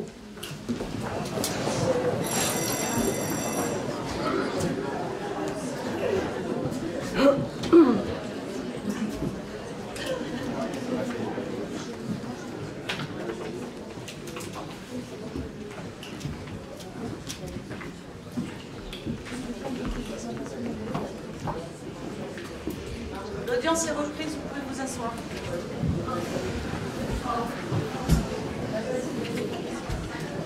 Monsieur Dumont,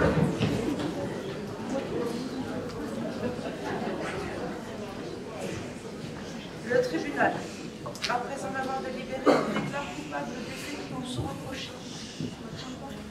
En répression, vous condamne à la peine de 18 mois d'emprisonnement, dont 12 mois assortis d'un sursis probatoire pendant 2 ans. Attendez, je vous explique. Avec obligation de suivre des soins, obligation d'exercer, de rechercher une activité professionnelle. Et le tribunal ordonne mandat de dépôt, c'est-à-dire que vous allez être placé en détention. Pourquoi cette décision, monsieur ? 18 mois d'emprisonnement, dont 12 mois sursis probatoire pendant 2 ans. Vous avez donc une peine de 6 mois d'emprisonnement à exécuter.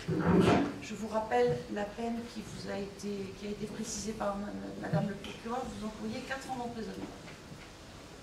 Le tribunal, tenant compte des circonstances dans lesquelles les faits se sont déroulés, le tribunal a tenu compte de votre parcours judiciaire et prononce donc cette peine de 12 mois d'emprisonnement, dont 6 mois ferme.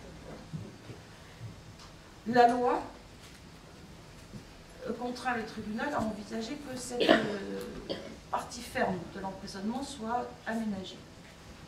Pour autant, vous êtes à l'heure actuelle sans domicile. En conséquence, la détention à domicile est inenvisageable. Vous allez donc être ce soir incarcéré pour une durée de 6 mois. À la sortie de la détention, vous serez suivi par le juge de l'application des peines pendant une durée de 2 ans. Ce juge contrôlera que vous respectez les obligations générales, c'est-à-dire répondre aux convocations du SPIP et du juge, justifier d'un domicile et surtout ne plus commettre d'infraction. Vous serez en outre contraint à suivre des obligations particulières, ces obligations étant d'exercer une activité professionnelle et de suivre des soins. Si vous respectez ces obligations, au bout de ce délai de 2 ans, la condamnation sera considérée comme exécutée et d'un avis. Si par contre, au cours de ce délai, vous ne respectez pas les obligations ou si vous commettez une nouvelle infraction, outre la condamnation que vous pourriez avoir pour ces nouveaux faits, le juge de l'application des peines serait en mesure de révoquer le sursis et de vous incarcérer pour une durée d'1 an. Est-ce que vous avez compris? Je vous suggère, monsieur Dumont, de mettre à profit cette période de détention de 6 mois pour investir véritablement une démarche de réflexion. Vous êtes en train, en agissant comme vous le faites, de compromettre totalement notre avenir. Est-ce que vous comprenez? Oui, je comprends. Mais les tensions. Alors, vous aurez la possibilité, dans le cadre de cette incarcération, de rencontrer des thérapeutes qui pourront peut-être vous aider dans cette démarche de soins. Le problème d'alcoolisme, il est ancien, monsieur. Vous avez beau dire qu'il est occasionnel, il est ancien. En 2018, déjà, vous avez été condamné pour des faits similaires. Réfléchissez, monsieur. C'est votre avenir qui est en jeu. Je vais avoir le temps. Madame le Président, d'autres réquisitions? D'autres réquisitions, Madame la Présidente. Bien. Merci, maître. L'audience est levée. Je peux sortir, là. La montée à l'île d'arrêt, d'ailleurs, est arrivée. Vous êtes arrivé à je sais pas si... Venez, hein. Bien sûr. Sors rapido. Sors rapido.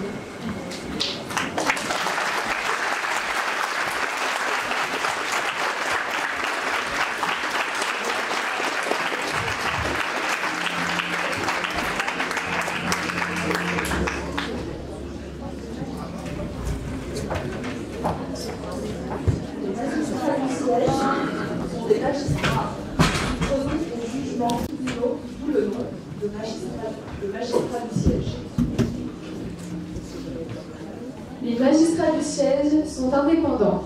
Leur indépendance est garantie par le fait que le gouvernement ne peut pas suspendre, déplacer et destituer un magistrat. Leurs décisions doivent prendre en compte les intérêts du prévenu, de la société et de l'éventuelle victime.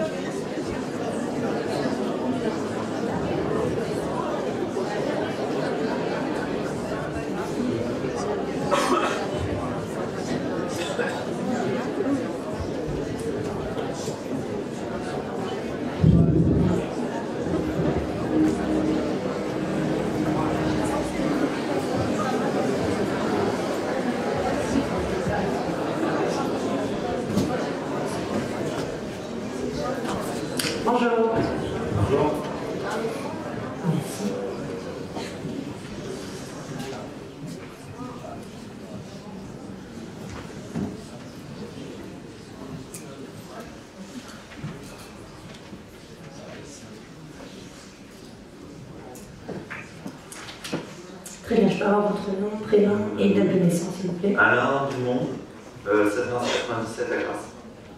Très bien. Je vais procéder aux modalités des cours.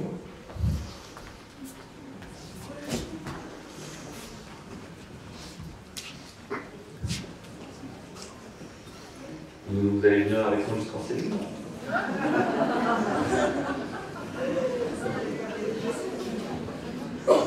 Collègue, je peux avoir le numéro de matricule, s'il vous plaît. B300.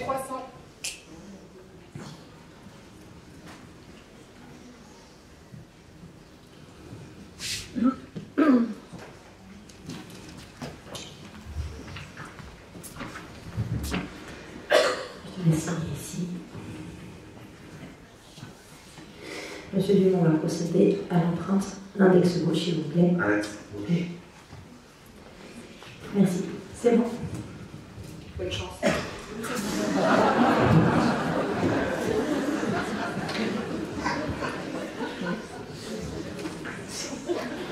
Donc, monsieur Dumont va procéder à votre écrou.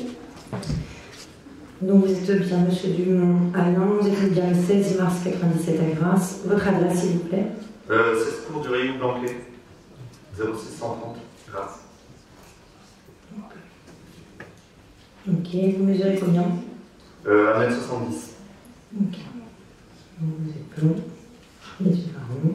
Est-ce que vous avez des cicatrices, des tatouages Non, j'ai juste un tatouage pour maman sur le bras. Un tatouage.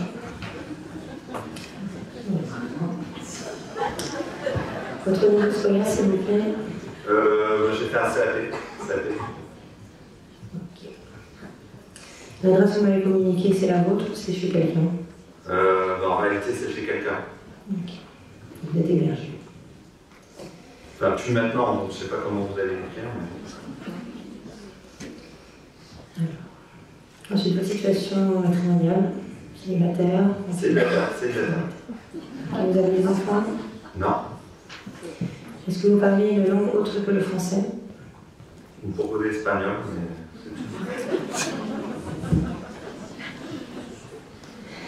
Est-ce que vous avez l'identité d'une personne à prévenir en cas d'urgence? En cas d'urgence, on va quand même mettre mon ex. Alors, son nom? Aline Bernière. Son numéro de téléphone? Alors c'est 06 12 34 56 78, ça se retient là. Ok. Très bien.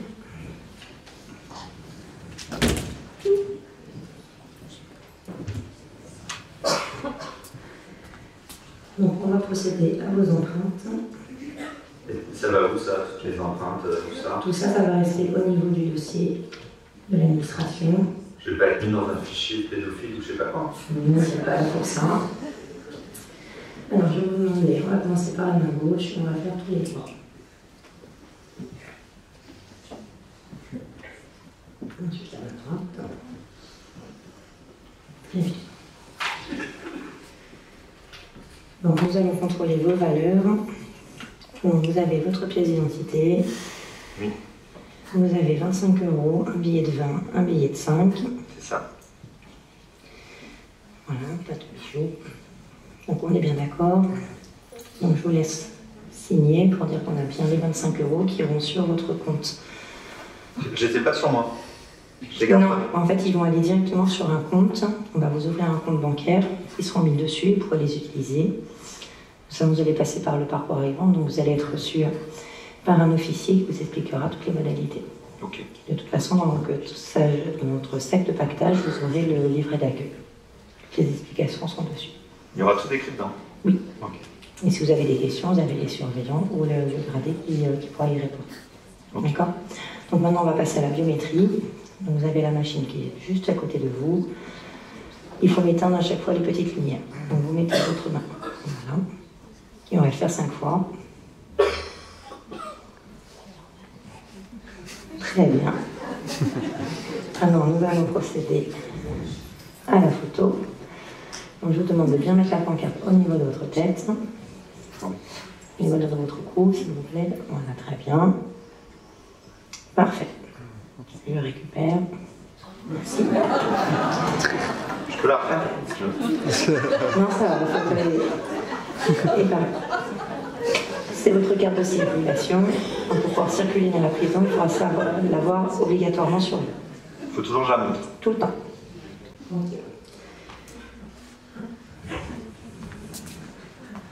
Et madame, là, je vais aller en détention là direct. Oui, vous avez été pris par mes collègues qui sont juste à côté, vous vous emmenez au quartier Arrivant. Et quartier Arrivant, c'est pas les violeurs, tout ça, les tueurs, les assassins là. Le quartier Arrivant, c'est pour qu'on puisse vous expliquer comment ça va se passer en détention. Je serai dans un endroit calme. T'inquiétez pas. Pas avec les phobes là, parce que je les entends crier là depuis tout à l'heure. Malheureusement, c'est le bruit de la prison. Alors oui, c'est faire. Je vous remets votre partage. Oh. Vous avez tout à l'intérieur et vous pouvez suivre mon collègue qui va vous accompagner jusqu'au quartier. D'accord, ben, merci. Bon courage. Merci madame. Au revoir.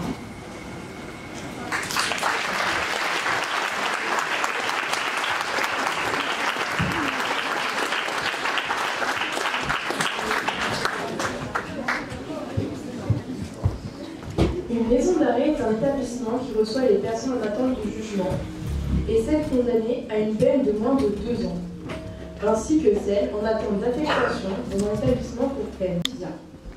Il est un acteur de réinsertion des personnes détenues en collaboration avec les personnels pénitentiaires d'insertion et de probation ou des éducateurs de la protection judiciaire de la jeunesse.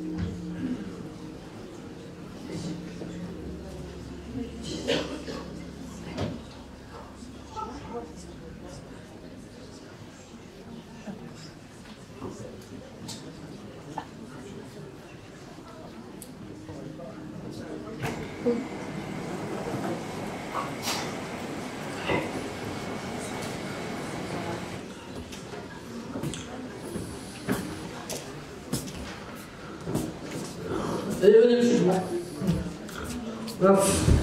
On va tirer la table. Il y a encore deux lots qui est rentré. Mais vous parlez. Non, mais là, c'est.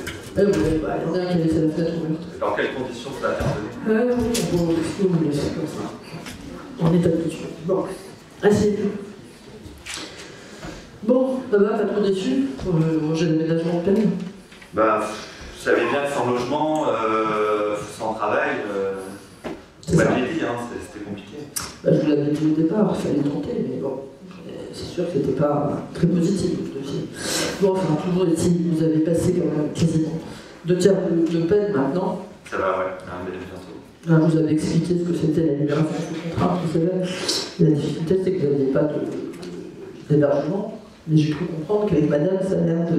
Bah écoutez, oui, on s'est vu au Parlement 2 fois, on a discuté un petit peu, elle a reconnu ses torts, bon, moi aussi. Enfin, voilà, ensuite, finalement, l'amour triomphe de tout, puisque on se retrouve. C'est un peu ce que j'en retiendrai, moi, cette incarcération.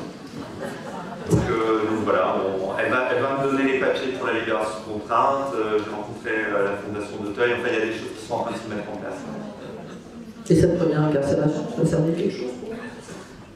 J'aurais mieux aimé mettre dehors. Maintenant, c'est sûr que ici j'ai quand même rencontré des gens super au niveau des soins. C'est vrai que j'avais pas l'habitude d'avoir le temps de discuter. Et c'est vrai que de ce point de vue-là, c'est sûr que j'ai eu plus le temps, je les ai vus toutes les 2 semaines, toutes les 3 semaines. Ça vous change de votre précédent suivi en milieu ouvert? J'avoue que en fait, j'aurais dû y aller plus fréquemment. Bien. Donc vous voyez peut-être l'intérêt de maintenant vous investir un peu plus sur la sortie. Ouais. De toute façon, vous allez être suivi pendant, je crois, 18 mois, quoi. Ouais, j'ai un gros suivi qui m'attend derrière, de toute façon, donc je sais que... Mais bon, la personne que j'ai vue ici, je la reverrai dehors. Ah, très bien, ouais. j'ai appris. Elle m'a dit que je pouvais venir. Bon, par rapport à votre relation avec l'alcool, c'est pas vraiment une relation permanente que vous avez, qui est problématique, mais c'est quand même assez récurrent que vous reveniez et que vous êtes initialement aujourd'hui. Qu'est-ce que vous avez pu retenir de tout ce qu'on a pu évoquer, travailler ensemble? Quand vous avez fait l'outil, là, c'est bien fait là, cet outil avec les courbes, où il fallait que je marque à chaque fois que je score. Bah, c'est vrai que ce que j'ai remarqué, c'est qu'à chaque fois finalement que j'ai un peu des problèmes amoureux, finalement c'est plus lié à ça que à la sphère professionnelle. Et donc du coup, bon, ça m'a amené à réfléchir un petit peu à la façon dont je gérais mes relations amoureuses. Vous avez une petite récurrence entre le moment où vous êtes en difficulté dans votre couple et puis la consommation d'alcool? Bah, c'est sûr que là, je vais faire très attention, surtout avec madame. Être bien attentif justement à ne pas me laisser piéger. Et vous êtes sûr de vous de retourner là-bas? De reprendre une relation? Honnêtement, madame, j'ai pas le choix. Là, si je veux sortir là maintenant, c'est avec elle ou en fin de peine. Donc là, je vais tenter ma chance. Franchement, moi j'ai l'impression qu'elle a réfléchi de son côté. Bon, et si jamais ça recommence, qu'est-ce que vous avez comme ressources maintenant? Vous pourriez mobiliser pour éviter de vous retrouver dans cette situation?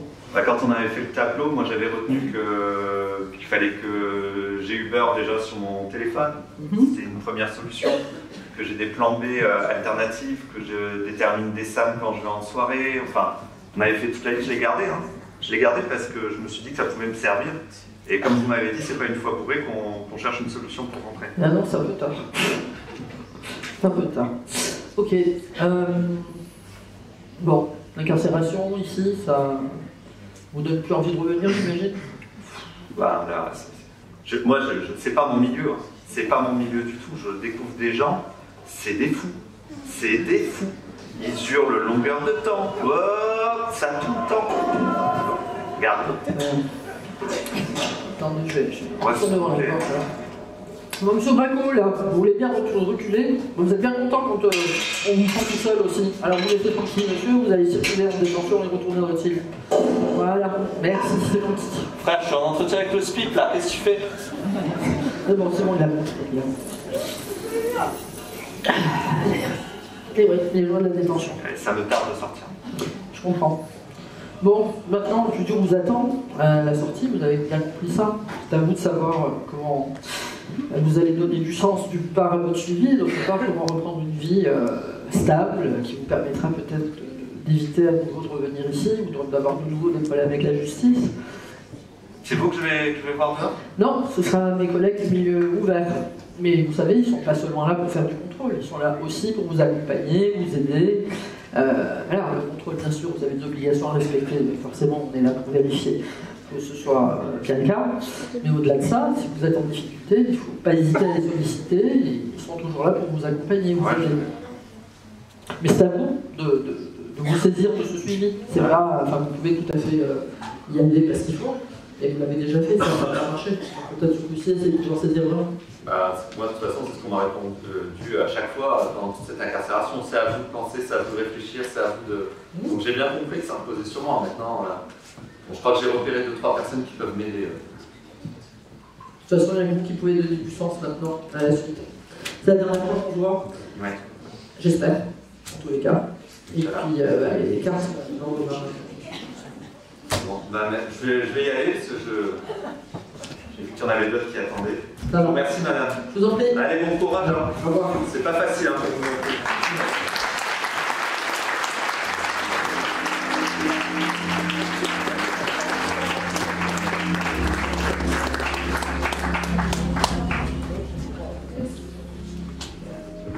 Le service pénitentiaire d'insertion et de probation est un service déconcentré au niveau départemental qui assure le suivi des personnes placées sous main de justice, à la fois en détention, mais aussi en milieu ouvert où les personnes sont libres. Les SPIP contribuent à la prévention de la récidive et favorisent la réinsertion des personnes condamnées. Ils contribuent à rendre la peine plus efficace en proposant des adaptations en fonction des profils et doivent aider à la préparation des décisions de justice à caractère pénal. Ils procèdent ainsi à l'évaluation régulière de la situation des personnes suivies et définissent les modalités de leur prise en charge. Pour ce faire, ils s'appuient sur leur partenariat, par exemple avec la mission locale.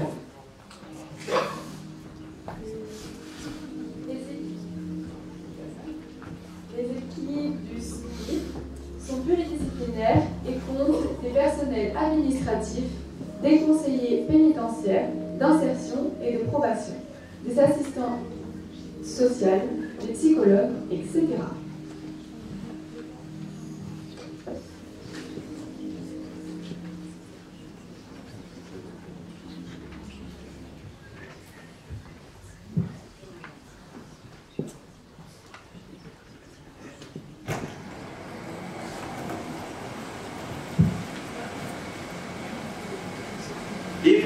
Yves, voilà. Je t'embête là, parce que j'ai 2 minutes avant mon parlant, si on peut se voir 5 minutes. Non, là, il faut qu'on fasse un point, justement. Parce que je sais que je vais bientôt sortir.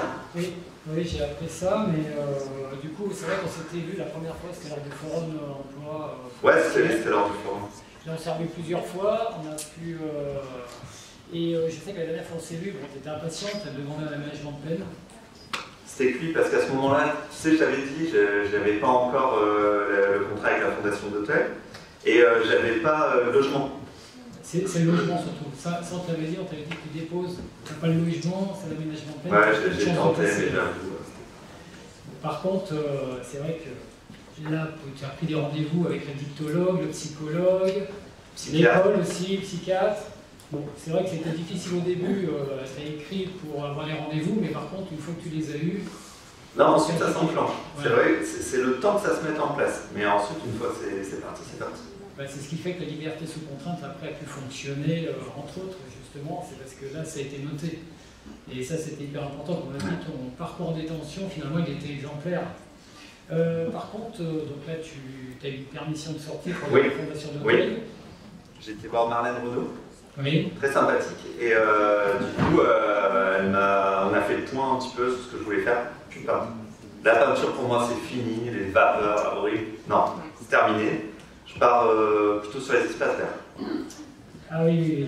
Ça, c'est vrai que tu vas avoir un contrat du coup en CDDI 26 heures. Ça. Voilà. Au début, c'est vrai qu'il y avait 2 chantiers possibles pour toi. Il y avait les espaces verts et la restauration. La restauration, on a laissé tomber parce qu'à cause des problématiques d'alcool, ouais, je comprends. Cuisine. Je ne vais pas me jeter sur l'alcool non plus, mais bon... On va éviter les tentations.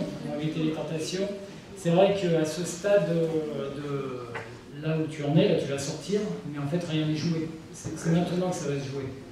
Là, ça va être important. Et est-ce que tu as des obligations de soins? Ouais, je vais avoir une obligation de soins. Bah, la psychologue que je vois ici, je vais continuer à l'avoir demain. Donc du coup, au CHG de Grasse, là, j'ai pris l'adresse. Donc on va continuer un petit peu, enfin voilà, on parle beaucoup de mon enfance, tout ça. Donc, ouais, c'est important. Là, c'est ce qui va être déterminant, parce qu'avant de rentrer, tu ne travaillais plus. Depuis un moment, on ne va pas se le cacher. Non, on va pas se le cacher. C'est un moment où tu étais au chômage. L'alcool occupait bien les journées. Bah, c'est-à-dire que quand tu n'as rien à faire, c'est chaud, quoi. Et oui. Donc il va falloir maintenant réoccuper ces journées, il va falloir que maintenant au niveau du time, qu'on change un petit peu la chronologie, te lever le matin, être présent au chantier, c'est très important. Ouais. Je sais qu'au début tu vas me dire non, je vais tout de suite trouver une promesse d'embauche, je suis peintre, je suis employable. Non, il va falloir prendre le temps, il va falloir stabiliser ton parcours. Et c'est vrai que pouvoir suivre avec un dictologue et continuer à... Non, mais j'ai bien compris que c'est dehors, en fait, ça va jouer, quoi. C'est ça. Donc là, c'est ce qui va nous permettre d'avoir un parcours en insertion stable maintenant. Donc là, ça va être à toi de jouer. Ouais. Alors. Oui, tu parles, oui, je sais pas parler. Désolé. Hein, non, mais c'est important. Non, parce que moi, en retard, ils ne me prennent plus. Non, c'est pas le moment. C'est pas le moment. Je te dis merci. Voilà, et dehors, ça sera ma collègue Esther qui prendra le relais. Esther. Ok, ça marche. À plus. C'est tiens.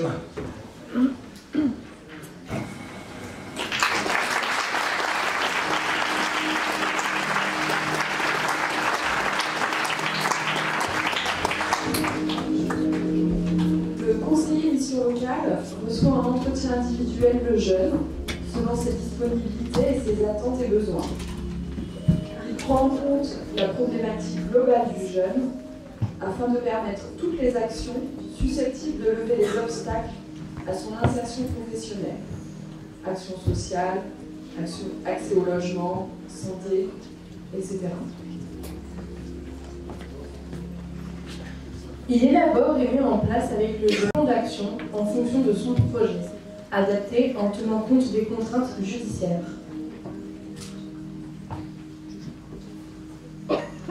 Parallèlement à ce suivi judiciaire, le suivi mission locale renforce et enrichit les accompagnements proposés.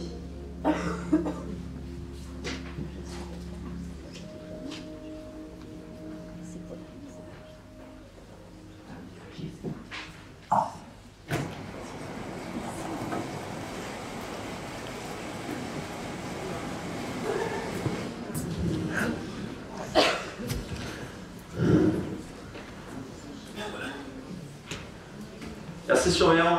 Ah, mon doudou, ça va. Enfin.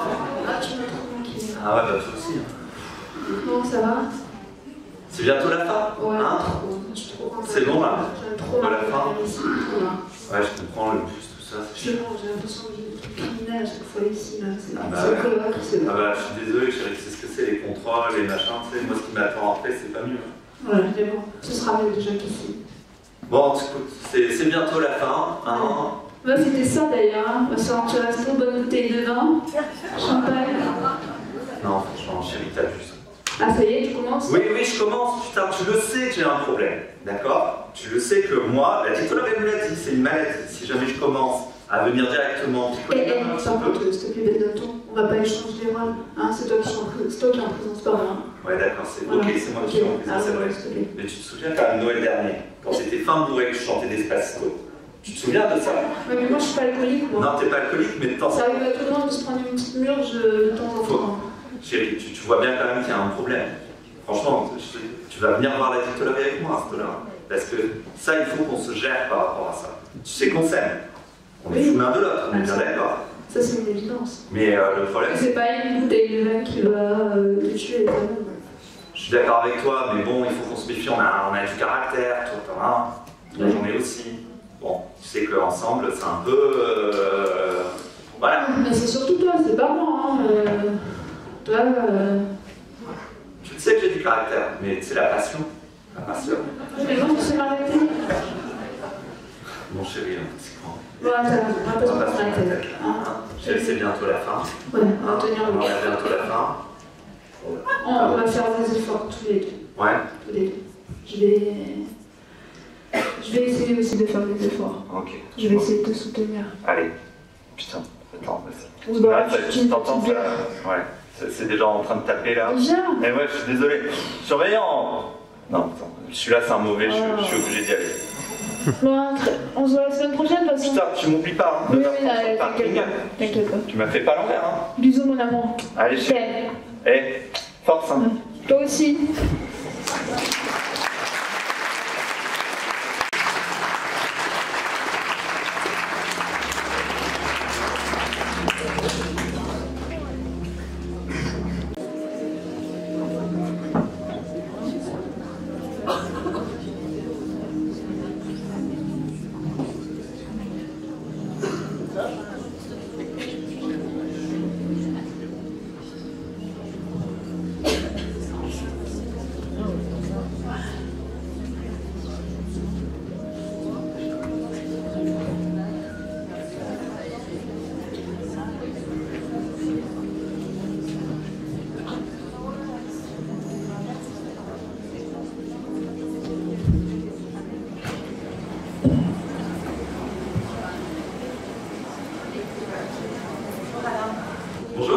Je me présente, je suis Esther, donc conseillère à la mission locale. C'est moi qui vais prendre la suite de ton suivi suite à ta sortie de détention. Ouais, il m'a parlé de toi, ouais.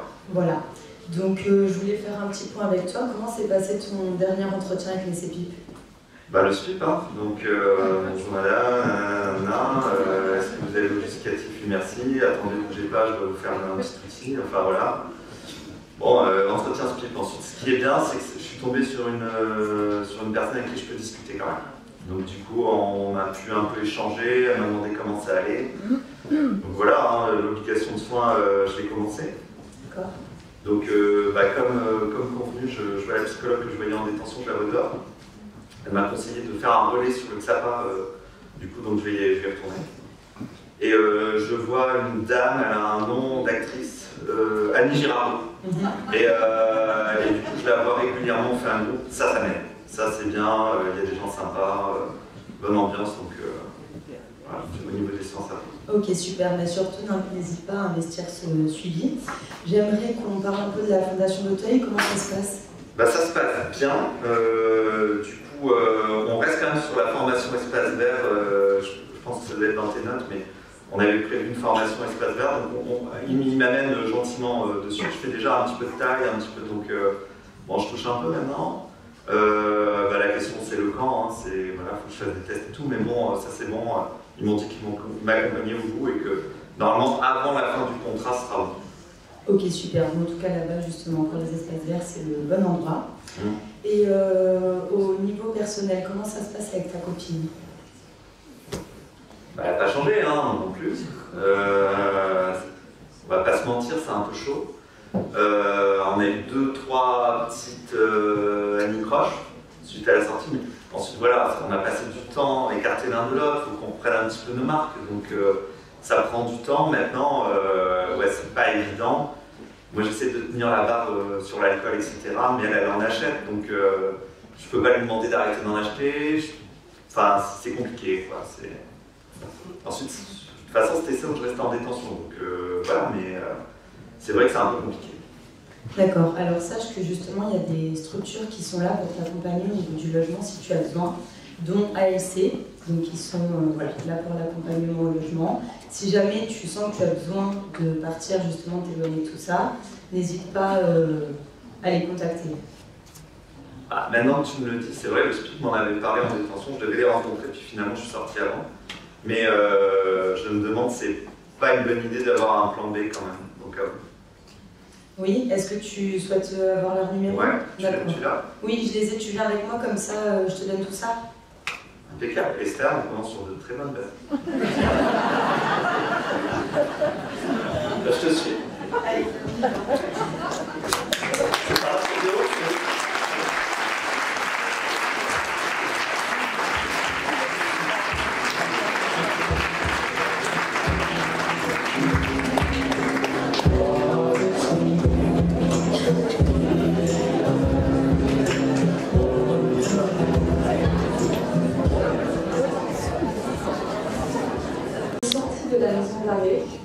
Il a fini son contrat d'insertion avec les apprentis d'Auteuil et il a intégré une formation pour passer un CAP en espace vert. Rien n'est gagné concernant l'alcool. Cela reste un combat permanent, mais Alain sait qu'il a à qui il peut s'adresser en cas de difficulté. Et quant à ces problèmes de couple, bah ça c'est une autre histoire.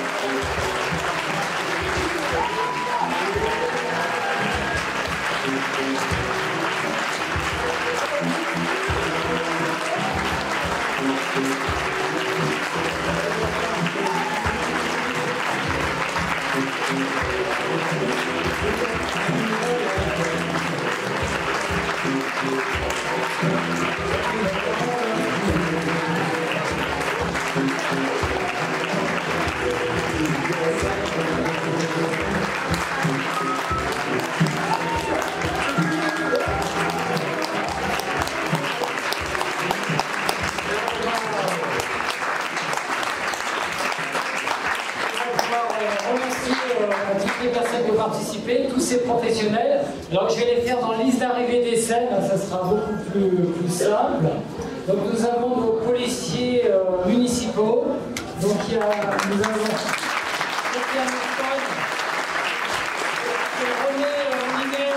René est parti en intervention. Voilà, donc on est vraiment dans le feu de l'action, c'est vraiment des professionnels. Ensuite nous avons notre OPJ, officier de police judiciaire.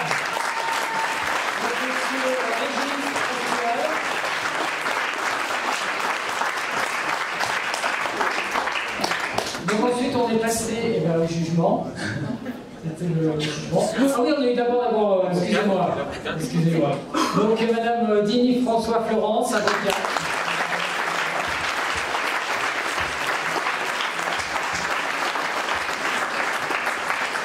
Ensuite on a eu Madame la substitut du procureur, Madame Lysène Stéphanie.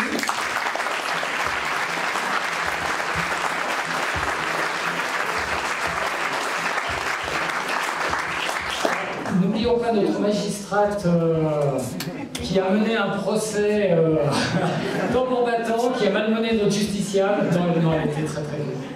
C'est juste. Madame Agnès Dina.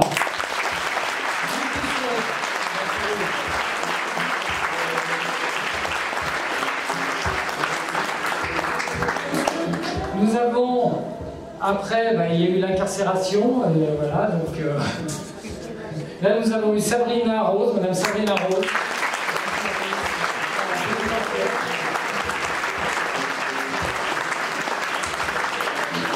Alors, dans le lot, bien sûr, nous avons eu 3 figurantes. Donc, Madame Bina avait 2 assesseurs. Donc, il y avait Clara.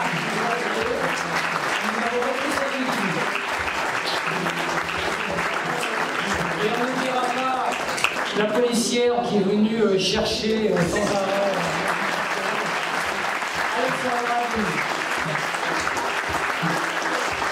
Après, bien sûr, est arrivé le moment où il a fallu accompagner ce justiciable. Donc, dans le rôle de notre DPIP, CPIP.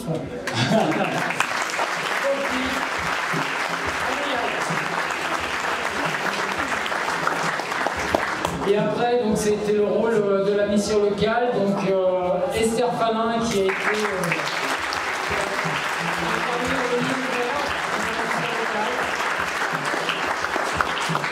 alors, avant d'applaudir notre justiciable, je veux dire, dans la salle, il y avait aussi des voix off. Et à la technique aussi, il y a aussi pas mal de jeunes de la bonne idée, donc là ils sont nombreux. J'espère que je ne vais pas en oublier. Déjà sur les voix off, donc on avait Noélie.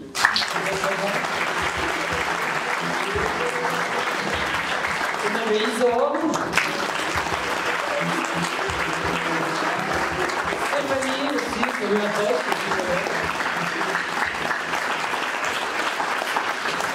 Au fin fond dans la régie, nous avions Michelon qui envoyait les slides.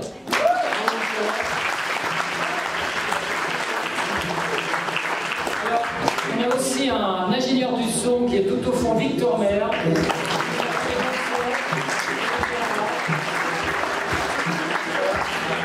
Après, au niveau des réglages, donc on a Patsy et son équipe aussi, je les appelle tous. J'espère que je vous les personne.